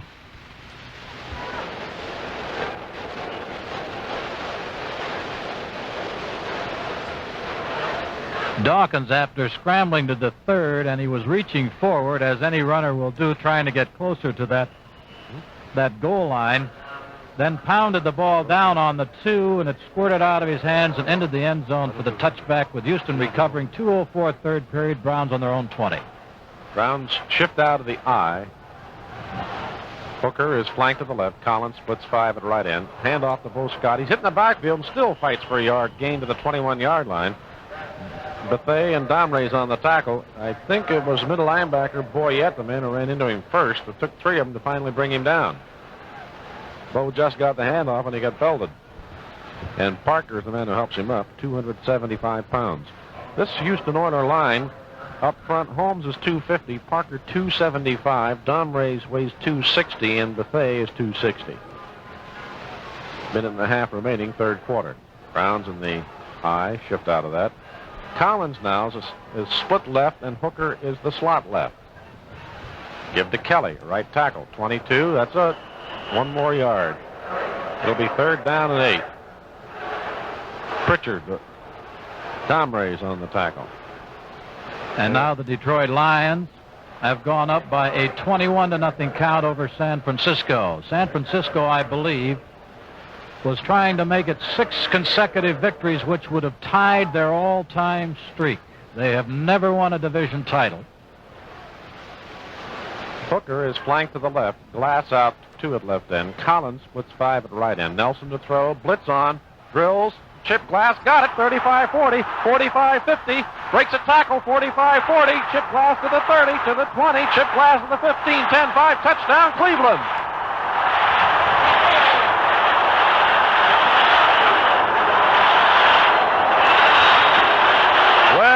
No one's booing on that call. 78 yards for a touchdown, and they broke a tackle by Zeke Moore at midfield. Wonder where all the boo birds are.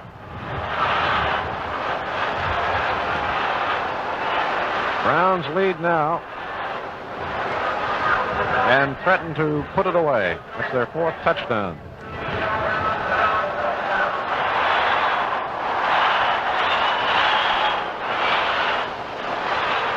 Point try by Cockcroft. Phipps holding at the 10. Spot, kicks up, it's good. There's an official timeout on the field to score. The Browns 28, Houston 7. In 1900, Johann Huslinger decided to set a world's record, so he stood on his hands, walked out of Vienna, and 841 miles later strode into Paris on his hands. It'll take a good man to beat that record, but records are made to be broken. For instance, right now, the 16 Good Sport Chevy dealers are breaking money-saving records on the 71 Chevy. Now you can save an extra $25. How? Get a $25 record breaker coupon from the Good Sport Chevy dealers ad in the Browns football program. Or write to me, Gib Shanley, WHK, and I'll mail you one to a family. Take your coupon to your nearby Good Sport. Look at the 71 Chevys, talk to the salesman, place your order, then hand the salesman your record breaker coupon. He'll subtract $25 from his quote. And you don't have to go far, on your hands or otherwise, to get expert service on your car. With 16 Good Sport Chevy dealers in town, there's one near where you live or work. Yes, it's a fact. When you buy a 1971 Chevrolet, you win big.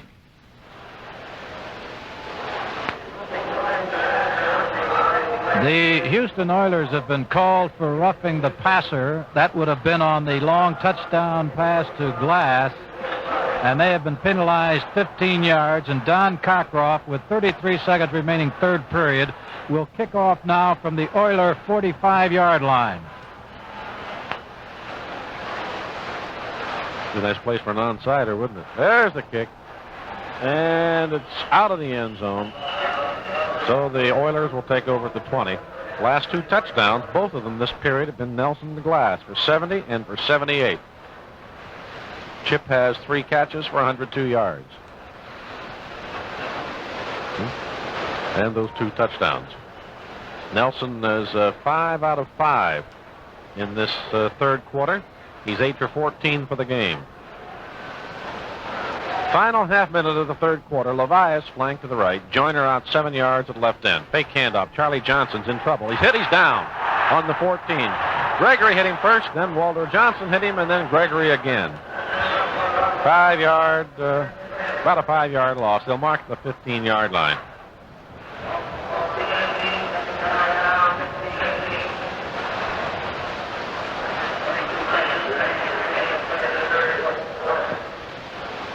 "19 seconds remaining, third quarter."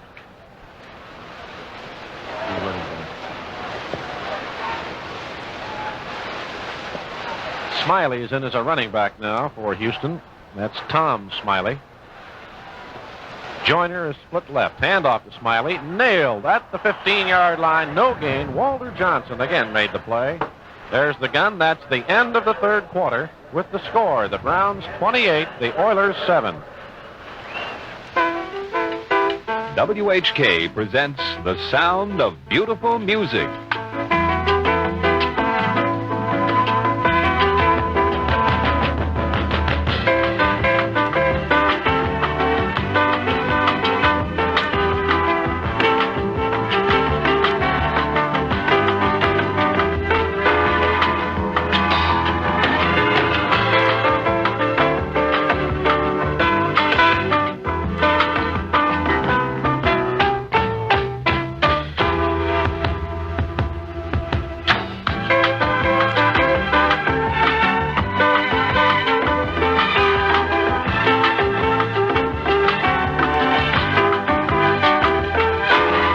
This is your kind of music. We have more of the same for you 24 hours a day on WHK 1420.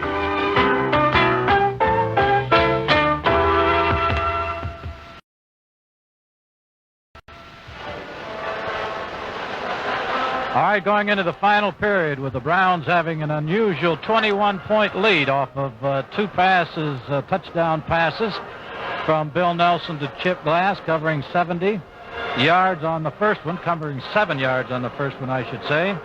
And the one just before the third period ended went for 80.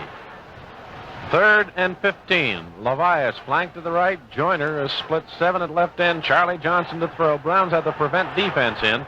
Throws it. Intercepted. And out of bounds, however. They rule he was out of bounds. John Garlington at the 27-yard line. And a good call. The officials were right beside John. He went straight up in the air. As he came down, Jim, I think both heels hit the out-of-bounds line. That's right, they did. And it's right in front of us here, and we can see it. Blanton Collier was there right, too, and didn't say a word. That was a very fine call. And two officials were there, incidentally, not just one. Spike Jones back at the goal line to do the kicking. Sumner and Morrison at the Browns 45. We'll get a break after this punt. Gets it away, and a beauty. Morrison on his own 39, heads for the right sidelines. He's to the 40, the 45, the 50, the Houston 45, the 40, the 35, the 30, and he's down and out of bounds. All the way down on the Houston Oilers 28-yard line. Knocked out of bounds by the punter, Spike Jones. 10 seconds for station identification. This is the Cleveland Browns Football Network. This is WHK 1420 Cleveland, where Browns quarterback Bill Nelson is your Monday morning quarterback, 8 to 9 a.m. tomorrow morning.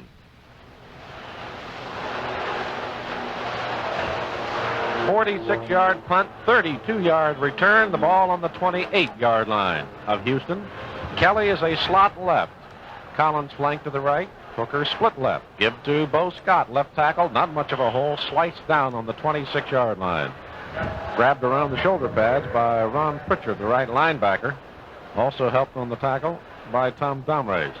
Robinson, 15-yard touchdown run for the Bengals. They're back on top, 20-7. Among Houston, among Cleveland, Cincinnati, and Pittsburgh, the Bengals appear to have the easiest schedule from here on. Hooker is split 5 to the left. Collins flank to the right. Milton Morin's out a yard at right end. Bill Nelson back to throw. Blitz on. He drills it. Collins can't quite get it. It's broken up beautifully on the 7-yard line by Johnny Peacock. He deflected the ball, and Gary went swirling to reach behind himself. Couldn't quite stop his own momentum and grab the football. Good play, though, by the safety.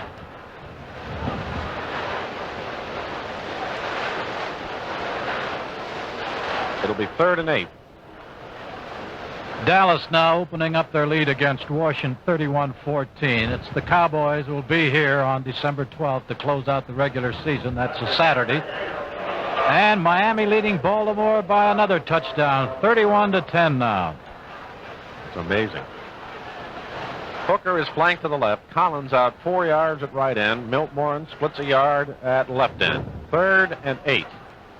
And again a blitz by Houston. Nelson sets, fires.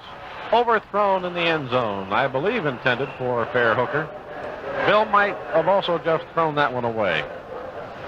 So the Browns will go for the first time today for a field goal, with 13:49 remaining in the ball game, and they lead 28-7.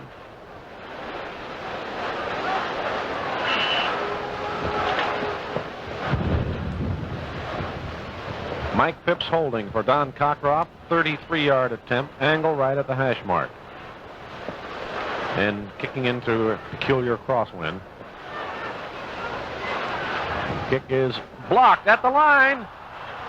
It's picked up by Ken Houston, and he is pulled down at the 38-yard line by the kicker, Don Cockroft. That ball blocked at the line, so it was obviously a low kick. There's an official timeout on the field. The score, the Browns 28, Houston 7. WHK thanks you for joining us for another Cleveland Browns broadcast. We realize that some of you listen to WHK only for the Browns game, and we're happy to have you. But how about keeping your dial at 1420 after today's game? Ronnie Barrett will be with you right after Locker Room Report. He'll also be here on WHK tomorrow morning and every morning between 5 and 10. Then there's Ted Halliman, Frank McHale, Bill Collins, and Jack Reynolds throughout the day, all playing music we think you'll enjoy. Tune in before the Browns games on Sunday, and you'll hear Joe Black with his famous Journey into Melody. Throughout the day, you'll hear complete local and world news with Ken Hildebrand, Tim Taylor, Marv Boone, Bob Anderson, Dennis Buckle, and the Dean of City Hall reporters, Milo Towns. And there's Sidney Andorn with his penetrating commentary on the news every evening at 6:30, plus sports reports and race results daily with Gib Shanley and Don Calo. And don't forget the Monday morning quarterback, Bill Nelson. Enjoy today's game, but when it's over, as they used to say in radio, don't touch that dial. Leave it on WHK 1420. Los Angeles leading Atlanta 17-7, and with San Francisco, who has scored now behind 21-7, that could set up that big ball game because those two, San Francisco and L.A., have another meeting. Levias out 5 at right end. Joyner flanked to the left. Charlie Johnson back to throw. Fires to the right sidelines. Levias, good catch. He's down on the 48-yard line of Houston. Hit by Erich Barnes. 10-yard pickup, or very close, about 9.5. He's still shy of the first down. Who speaks at the touchdown club tomorrow? Do you remember? Bill? I inclined to think it's Dick Shafrath, but I'm not sure. I believe you're right. If Dick didn't speak there last Monday, he's speaking tomorrow. No, he didn't. It was Gary last Monday. Right. And we'll have Ernie Kellerman at Pat Joyce's tomorrow night. Joyner is flanked out to the left. Levias again splits about 5 at right end. Fake handoff. Johnson's going to throw. Screen on the left flat. Incomplete off the hands of the halfback, Mike Richardson. Sumner was covering out in the flat area. Jerry Shirk, the tackle, had gone out there to help. It'll be 3rd and a half yard. Byrne coming in to replace Joyner to help on the blocking. He is not a slot end. And the Bears have gone ahead of Buffalo now. A couple of touchdowns. It's 14-6 in the second period. Levias is the flanker to the left. The ends are in. And off to the big fullback. And a good drive by Dawkins over right tackle into the Browns' 49-yard line. Jerry Shirk was grabbing him at the line, and Dawkins pulled away from Shirk, who was a top college wrestler. These different holds in the NFL. 1st and 10 for Houston. Joyner is back in the game, and he will be flanked to the left. Reed out a yard or 2 yards now at left end. Levias splits 5 yards at right end. Fake handoff. Charlie Johnson rolling to his right. Fires. Caught by Levias, and he's knocked down immediately. And again, perfect coverage by Erich Barnes. But a perfect pass, and you can't stop them. That's on the 38-yard line of the Browns, and it is enough for the first down. Got almost 11 yards on that play. The reason that it's almost impossible to stop on those particular ones, it looks like Johnson, although he could be doing this on purpose, is throwing it back upfield where Levias has to reverse his direction and come back 3 or 4 yards, and then Barnes playing him deep has no chance to get it. Levias is a slot left with Joyner split left. Johnson drills one to the short one out in the left flat to the fullback. Dawkins over his hands. Garlington was covering on the play. Browns have 3 interceptions in this game today. And they have recovered a fumble, so they have 4 takeaways and no giveaways so far. That sounds like a little kid's game. I'll tell you, the way they compute this game anymore, taking a lot of fun out of it. Joyner is split left. Levias is the slot back to the left. 2nd and 10. Charlie Johnson back to throw. It's deflected in the air by Joe Jones, and it's incomplete. Joe didn't look up to hunt for the ball. He might have been able to pick off one there and have a takeaway for Cleveland.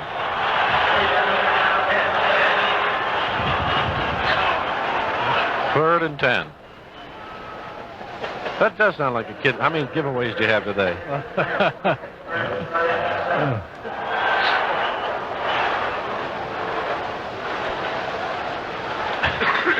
Third and 10 for Houston. Levias slot left. Joyner split 12 to the left. Reed out a couple of yards at right end. Charlie Johnson to throw. In trouble. Joe Jones. Down he goes at the 50. That's called the turkey trot. Joe Jones nailed him. They'll mark the ball on the 48-yard line, so it's a loss of 11. Walter Johnson was there with him, but it was the surge of Jones who got him. You know, they ought to have a little turkey noise to go when he does, makes a big whoop. I'm glad I told you that was a turkey before I did it. Spike Jones, the punt. Sumner and Morrison are deep. Wobbly kick. Taken by Morrison at the 11. He's hit on the 13. That's it. And he risked his life on that one by not calling for the fair catch. Tackle by Bob Atkins. 37-yard punt, 2-yard return. There's an official timeout on the field with the score. The Browns 28, the Oilers 7. Stroud, England, July 22nd, 1967. Warren Burley picks out his 5-pound building brick, walks to the line, and lets it fly. 136 feet. The old brick-throwing record's been broken, but records are meant to be broken. That's why the 16 Good Sports Chevy dealers have come up with the idea that breaks all money-saving records for the 71 Chevy. Here it is. Tear out the $25 record breaker coupon from the Good Sports Chevy dealers ad in the Browns football program. Or write me, Gib Shanley, WHK, and I'll mail you one to a family. Put the coupon in your wallet, then go to your nearby Good Sports Chevy dealer. Look at the 71 Chevys. Pick out yours, order it. Now show the salesman your coupon. He'll subtract $25 from his quote. That's for the record. So is this. Over half the Cleveland Chevy buyers don't bother shopping around. They get the car and the deal they want from the Good Sports Chevy dealers. When you buy a 1971 Chevrolet, you win big. That helped. 11:23 remaining in this ball game as the Browns start this series in the 13, and Bill Nelson is still in there. Collins is the right end split. No, he's a slot back rather. Hooker now is split out. Hand off to Kelly, trying to turn left end, trapped in the backfield, and knocked down at the 13-yard line. No gain on the play. Dombrez, the tackle, broke through, along with Buffet, the defensive right end. 2nd and 10. Kelly is 43 yards today and 15 carries. Dawkins is 120 yards for Houston, 18 carries.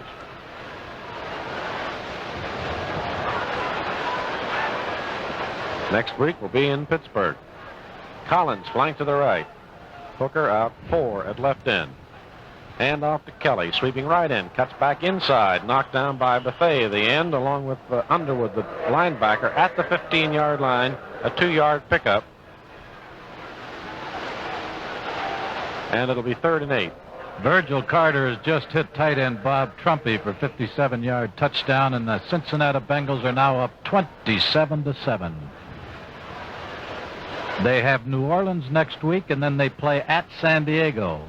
That is the toughest team on their remaining schedule. Hooker flanks to the left, 3rd and 8. Collins out about 3 yards at right end. Morin splits a yard at left end. Blitz on. Nelson throwing deep. Hooker wide open. Got it at the 40. Juggled it. Has it. He's at the 45, and he's down at the 47-yard line. We have a flag dropped. Hold on. And it's going to be holding. 32-yard pickup. It's holding against the Browns as they picked up the blitzers. So that beautiful pass will be called back. Hooker was wide open. Half the distance. The ball's back to the 4.5. 3rd down, 16 to go.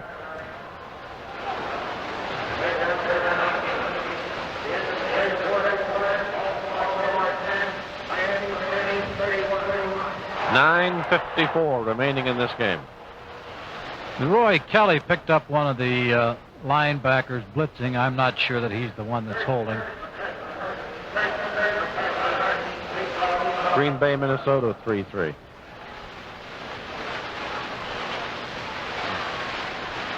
Long yardage now for the Browns. 17, about 18 to go. 3rd down. Nelson to throw. Morin's got it. 25-30. First down. Tackle by Peacock and Moore. Beautiful throw by Nelson as he was going down. 26-yard pickup. I don't know what Bill will say about it, whether he got a lot of rest last week, Jim, but he's sure throwing a lot better today. He certainly is, and he's throwing much better here in the second half, too. There's no question about it. We see a lot of Bill, of course, as does Gibb. See him around a lot. And, boy, I've seen him walk up some stairs at our station. You wonder how he can get out on that field because he's limping. But with that week's rest, he says his knees are as good as they will ever be. It doesn't mean that he's in good shape. It's just as good as they'll ever be. Homer Jones in the game, and Fair Hooker replaces Collins on the right. Homer's now split left. Give to Bo Scott on a dive. Right tackle, 30, 35, breaks a tackle to the 38-yard line. A good play by Bo Scott. Pat Holmes on the tackle. Olin Underwood helped on it. Bo's running very hard today. Ken Houston's the man who was knocked down by Bo. Pickup of 8, 2nd and 2. The way things are going, the Browns would be back in first place with a game lead, but they would have both Pittsburgh and Cincinnati behind them with a one-game deficit then. It would be 5-5, and those two would be 4 and 6. Kelly's a slot left. Homer Jones split left. Hooker flank right. Nelson throwing left flat. Homer's got it. 45. Homer Jones to the 47. That's it. Hit there by Zeke Moore. That's a first down, the 9-yard pickup. Browns have have a play that everybody else has, I guess, but it used to throw when Paul Warfield was here, a flanker, called it a flanker screen. Homer Jones is the perfect type of receiver to get that with his speed.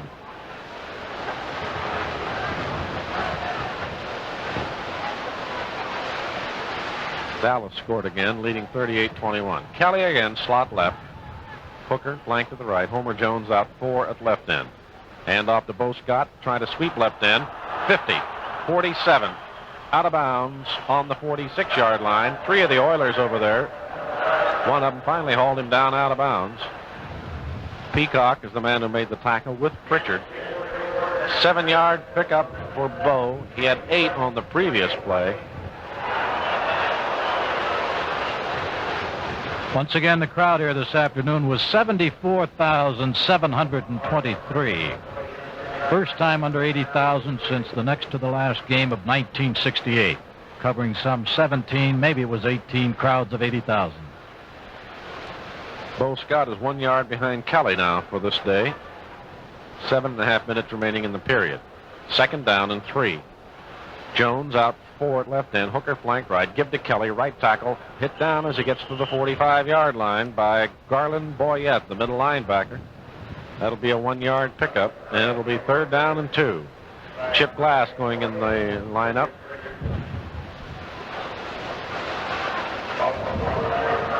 Two slot ends in there now. Homer's coming out.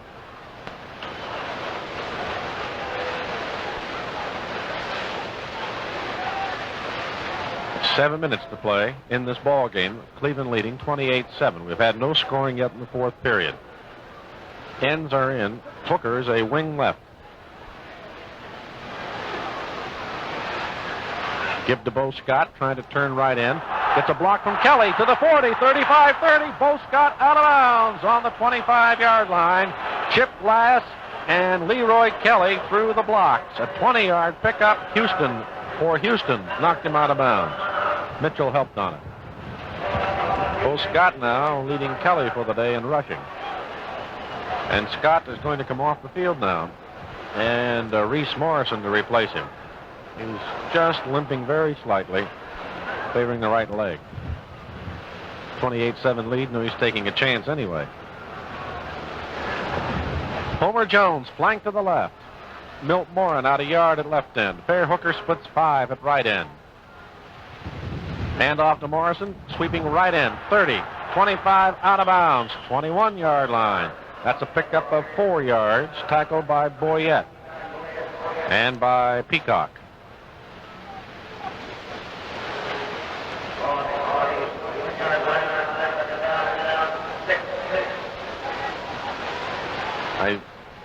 Jim, I'm wondering if Mike Phipps is coming in soon. It's only I got 6.5 minutes, and I would have to assume that with a 21-point lead soon, Blanton Collier will feel that this game is out of reach for the Oilers. I think he thinks one more touchdown. Homer Jones flank left. Hooker's out 5 at right end. Kelly up the middle, a flag down. Kelly to about the 19 and driven back. I believe Houston was offside, although he may have been pulled off. Pritchard, the linebacker, was jumping across.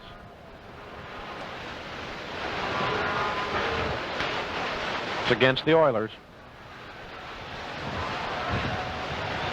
It remains 2nd down. If and when the Oilers get the ball, I think Freddie Summers is going into the ball game because he's been on the phone and had his jacket off for the past 5 minutes. You don't get in too often while you get real anxious. 2nd and 1 at the Houston 15-yard line. Ken Brown has his jacket off, too. Homer Jones is flanked left. Hooker's out 4 at right end. Nelson fakes the handoff. Nelson to throw. Drills it. Overthrows it. And I believe he did it on purpose. He saw Hooker in deep trouble at the 10 with 2 men holding him up that they had a rush on. And I believe Bill just threw it out of play so nobody else could get it. It's only third now. Still a yard to go on the 16-yard line. 6:25 remaining.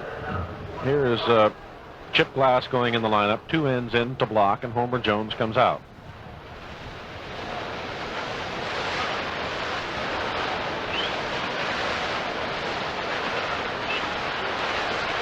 Ends are in. Hooker is a wing left.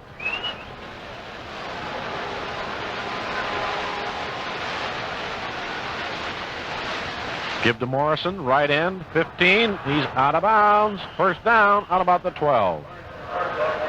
Leroy Mitchell there to push him out. And again, Glass threw one of the blocks along with Kelly to get him around the corner. First down, 10 to go. Nose of the ball at about the 12.5.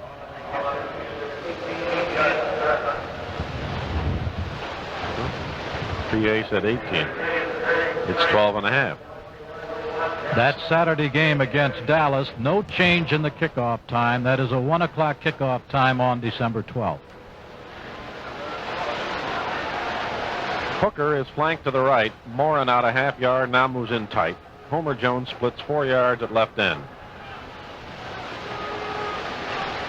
Give to Kelly, a dive play. 10, 5, Kelly to the 2. Kelly's down on the 1. We have a flag drop back on the 15-yard line, and it's against the Browns. They're calling it back. I think Leroy Kelly was in motion, Jim. He's such a quick starter, but I believe he leaned. I think he was leaning that time. He might have. I'm surprised. I see him up here. I think they're going to call him more often than they do.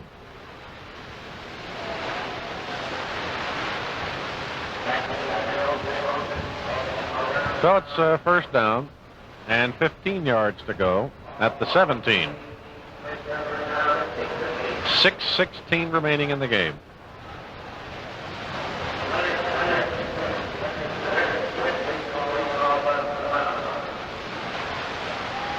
Homer Jones flanks to the left. Fair Hooker splits 4 yards at right end. Milt Morin's out a yard at left end. Nelson to throw. Left flat. It is off the hand of Milt Morin. He juggled it at about the 16 and was hit while he was juggling it by Ken Houston. That will bring up a second down and 15 to go.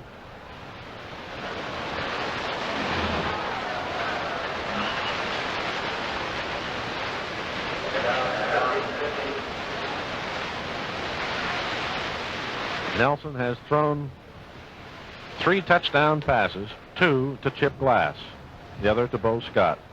He is 10 for 20 so far in the afternoon with 129 yards. Homer Jones flanks left. Fair Hooker splits 5 at right end. Milt Morin's out a yard at left end. Bill Nelson back to throw. Screen in the left flat. It's incomplete.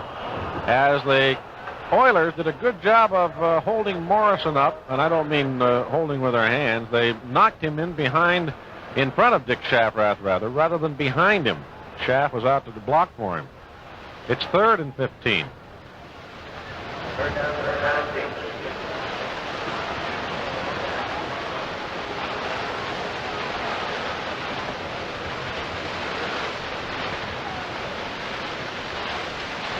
We have 6:05 remaining in this game.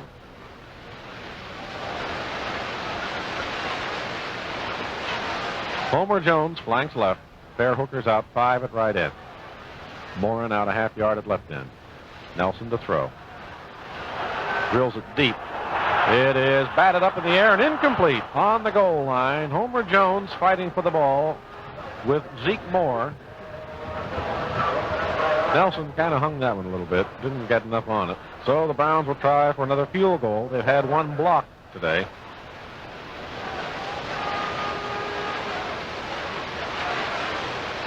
Well, that clock hasn't moved much since about 6:45. It's down to 5:59. Not only with the incompleted passes, but when they did run with the ball, they were going out of bounds.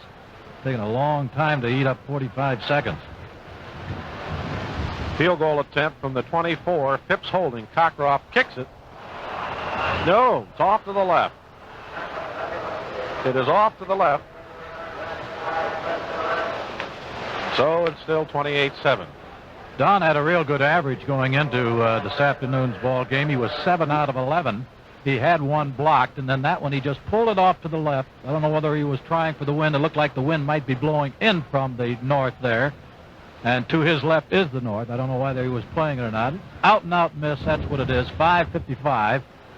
And it's 28-7 with Cleveland on top. Cleveland has held a lead throughout the entire game with the exception of the top of the second quarter when the Oilers scored on the 40-yard draw play by Dawkins to tie it up. And the Browns took a lead of 14-7 with a touchdown in the second period and got 2 from Chip Glass, 78 yards and 7-yard pass receptions for touchdowns on his 78-yard gallop with the ball on the 22-yard line. He was hit at about the 40-yard line, and he ran the rest of the way. Had one man had a shot at him. He faked him to the inside, then cut to the outside, and going in, he had Fair Hooker leading the way and blocking, as Glass probably has his, I'm sure, longest touchdown. And I don't know how many touchdowns he has if he isn't too busy with reporters. We hope to have Chip Glass as one of our guests on our locker room report. First time we've been able to go down there in a winning cause in 3 consecutive Sundays. Okay, the Oilers ready to try to hurry some scoring with they're 80 yards away at the moment. And they have Joyner split left as Charlie Johnson drops back to throw. Batted away at the line of scrimmage by Joe Jones. He's mad because he can't hold on to those things.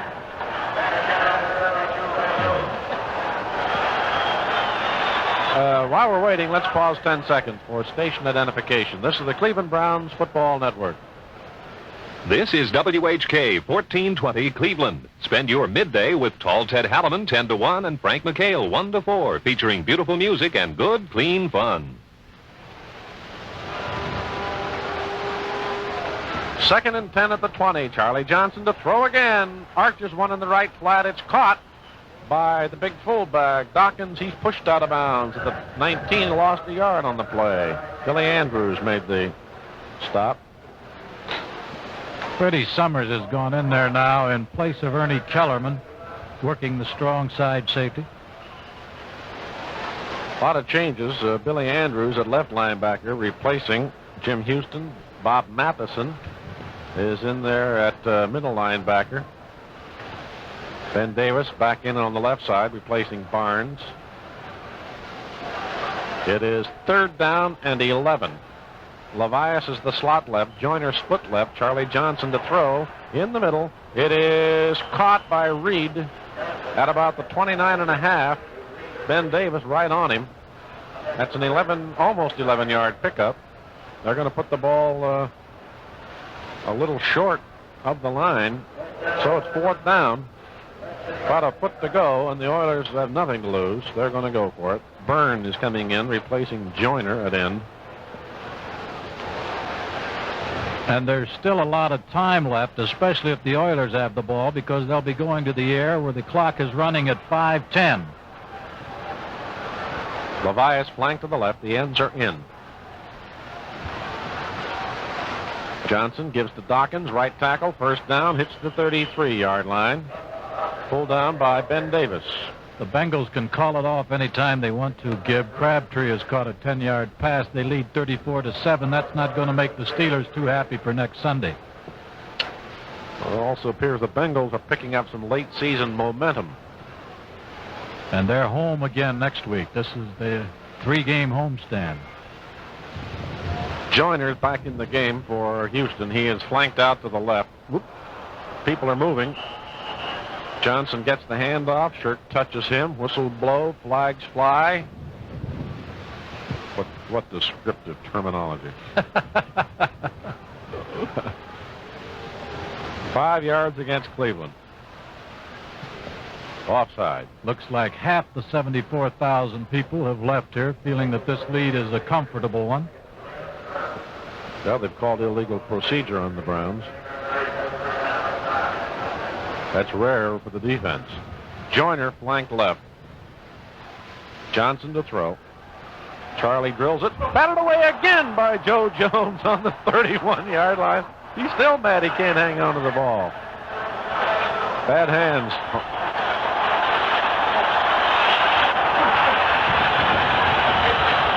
Boy, 6'6", about 250 pounds he is, and he plays like he weighed 190 pounds. He's that quick, fast. 6'6" goes in there with his hands high. He becomes almost 7 feet tall. 4:23 remaining. Second down, 5 to go. Charlie Johnson fakes the handoff, throws in the right flat to this halfback Richardson. He's to the 40, 45, out of bounds. Mark at the 50, about the Browns' 49-yard line. That's a 12-yard pickup, a first down. Tackle made by Billy Andrews. Joe Jones is also one of the fastest men on the squad. Detroit has defeated San Francisco 28-7, so if Los Angeles wins its game over Atlanta, San Francisco will have just a one-game lead over L.A. And they play each other later, don't they? They do. I believe it's next week. Joyner is the flanker to the left. Levias splits 5 at right end. Reed out a couple of yards at left end. Charlie Johnson back to throw. Fires deep left sidelines. Caught by Joyner. Pushed out of bounds by Walt Sumner on the Cleveland 32-yard line. First down on the play. Pickup of 18 yards. And here's Bill Yoncher going in the ball game, replacing Jerry Shirk at right tackle. Yeah, next week the Rams play in San Francisco. We have 4:08 left in this game. Levias flanked to the right. Joyner's out 5 yards at left end. Reed tight at right end. Charlie Johnson throwing right sidelines. Reed's got it at the 30. Caught right there by Walt Sumner. Check that, by Ben Davis. It's a 2-yard pickup. And as he fell down, Mike Howell went flying after him and saw him go down. And Mike, in midair, changed his course and went over him harmlessly so he wouldn't hurt him. 2nd and 8. However, 3:40 remaining. You know, the 49ers have always had trouble playing in Detroit. Joyner is the flanker to the left. Levias splits 4 at right end. Hand off up the middle. Dawkins, 28, 25, 24, 23. Now he's down, and about 4 of the Browns on him. Yoncher is one of them, but he was not the first one. It was Garlington and Ben Davis. And it is 3rd down. About a yard to go for the first down. 3 minutes to play. Byrne replacing Joyner for Houston. 2 games we haven't mentioned because they're on the coast has San Diego playing at Oakland, and then St. Louis is playing at Kansas City in the late starter. Levias flanked to the left. The ends are in. Give to Dawkins, outside right end, hit at the 32, Ben Davis at the 30, and Mike Howell knocks him down at the 19. I was saying 30, I should have been saying the 20. Down on the 19-yard line, first down and 10.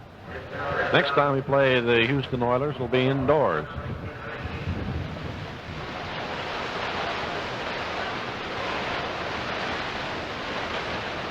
Dawkins has 134 yards on the ground.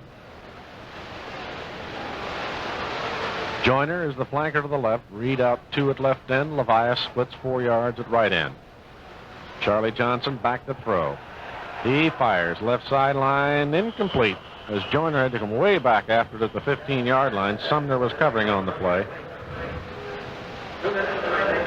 And we're down to the 2-minute warning. There's an official timeout on the field. The score, the Browns 28, the Oilers 7.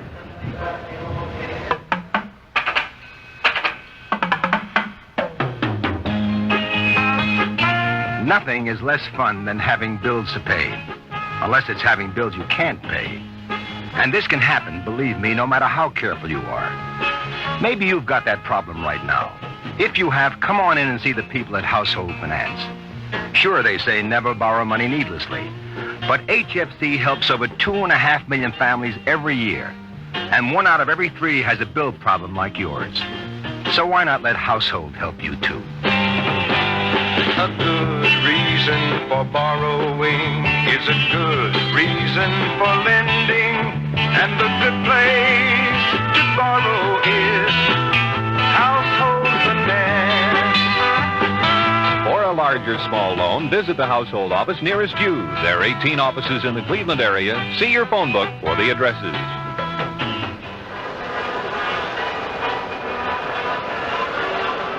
Browns are offside on that last incompletion by Charlie Johnson, so it's now 1st and 5 to go on the 14-yard line of the Browns for Houston. Miami leading Baltimore now 34-17 in that game. Has to be closing in on the final minutes. Yepremian has another field goal, this one from 46 yards away.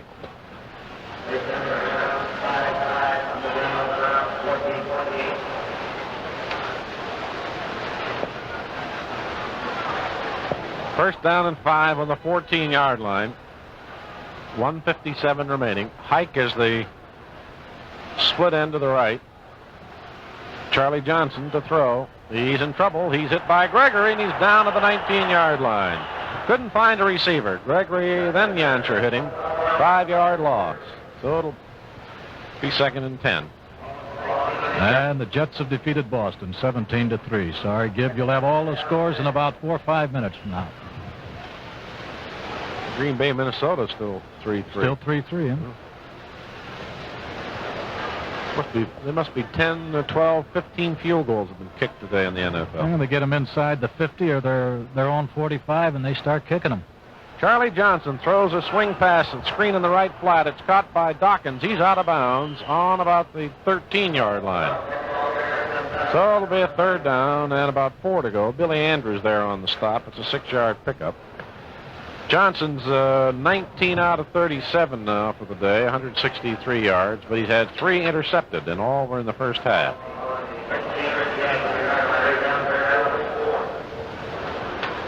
Minute and a half remaining.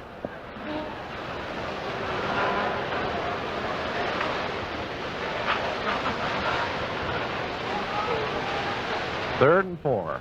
Pike is the right end split. Byrne is flanked out to the left. Johnson to throw in the middle, caught by Reed at the 9. Now 3 of the Browns hold him up at the 8, but he's got a first down. Howell was one of them. Summers. But he, by about a yard, picks up the first down. You know, Gib, while they have a timeout here, in case Cincinnati and the Browns should ever end up in a tie and they went by who defeated whom by how many, this is carrying it to the extreme, but Cincinnati, you'll recall, beat us by 4 while the Browns beat them by 3. So should they end up in a tie, and that became the deciding factor, the Bengals would be Central Division champions. That's not too remote, really. L.A. has gotten by Atlanta 17-7, setting up that game in San Francisco next week, where if L.A. can defeat the 49ers in Kezar, that division would be all tied up. That game will be sold out, and that'll be the first time in I don't know how many years they've had a sellout in San Francisco. Well, you know, they had 59,000 there a couple weeks ago, I think. It came close to it. Close. I think they seat 60 or do they? Shade over. And next year, the Browns hopefully will inaugurate Candlestick Park as far as the 49ers concerned when they play them in a preseason game out there. That's supposed to be the first meeting for the 49ers in Candlestick. Hike is the flanker to the right for Houston. And Byrne is split about 10 yards at left end. 1st and goal. Charlie Johnson hands off to Dawkins on the draw up the middle. 5-4-2-1 touchdown. And Dawkins goes to 142 yards for the day. He ran for a 40-yard touchdown earlier. Joe Dawkins is a rookie from Wisconsin, 5'11", 225 pounds, and I'm telling you, he's one of the best backs we've seen all year. They got some good backs, and keep in mind that Hoyle Granger is out, and so is Woody Campbell. They're 2 number 1 runners. So Houston is not lacking for runners if they can keep them healthy. A final is Miami over Baltimore 34-17. 28-13 is going to become 28-14 unless it's blocked.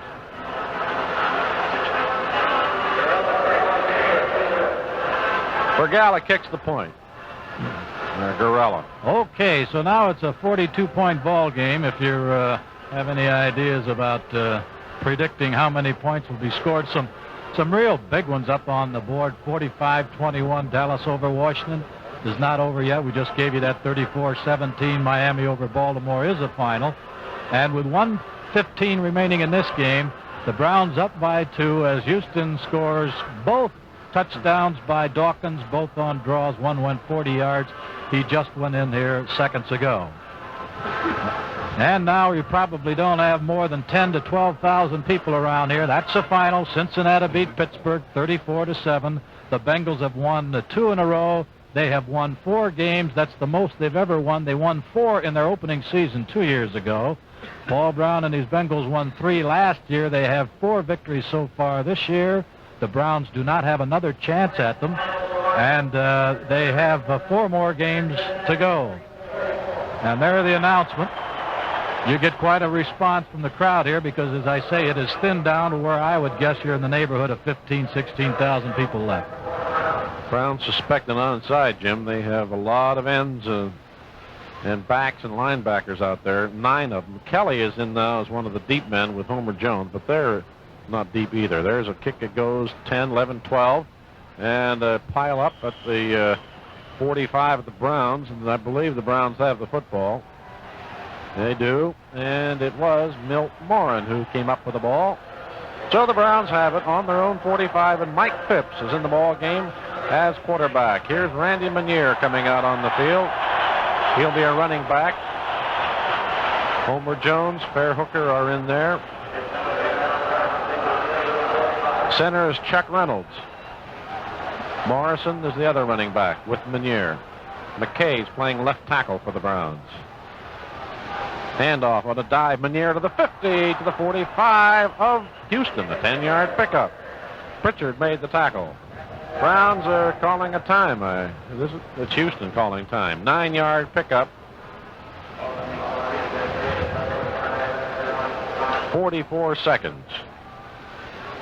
So it looks like the Browns will not, after all, set a club record of 4 consecutive losses. We mentioned it earlier, just 3 times have they had 3, and they were dangerously close to making it 4, but they responded this afternoon with 28 points. Handoff, Meunier trapped in the backfield, can't swing around left end, knocked down for about a yard loss. Another timeout, Houston. That should be their last one. Pritchard again made the tackle. And it'll be a 3rd down and about 3 to go. Browns scored in the first 3 periods, nothing yet in the 4th. On this playoff bit, you know, people have been asking, normally, depends upon where that second team is, and it looks like the second team will come from the Western Division. So that means that Oakland or Kansas City will not be playing each other. Means the Browns would have to go out and play, I believe, the winner. Winner of the division. Out there. Browns play the winner of the division. Baltimore would play the second-place team. Handoff, Reese Morrison turning right end. He's close to the 44-yard line. That'll be a 1st down. The only way a playoff could be in Cleveland, Jim, would be if, let's say, Kansas City was the second-place team and defeated Baltimore. Right. Then and Cleveland also had won. A lot of ifs, and it makes a nice big full notebook on what can happen. It sure does if you try to read that system of playoffs, and also try to read the system when there are ties, depending upon how many games you played, intra-conference points, games won, and so forth. Here's the measurement. And the Browns have it at 24 seconds. So Mike Phipps can probably run a couple of more plays. December 12th, the Dallas Cowboys, next to the last game for the Browns in their final home game. They had only 4 Sunday games here in 1970. Browns one of 5 teams that played 2 Monday night games, too. That's rather unusual. The clock is running, and here it is. The gun didn't fire. There it goes. That's the end of today's game with the final score. The Browns 28, the Oilers 14.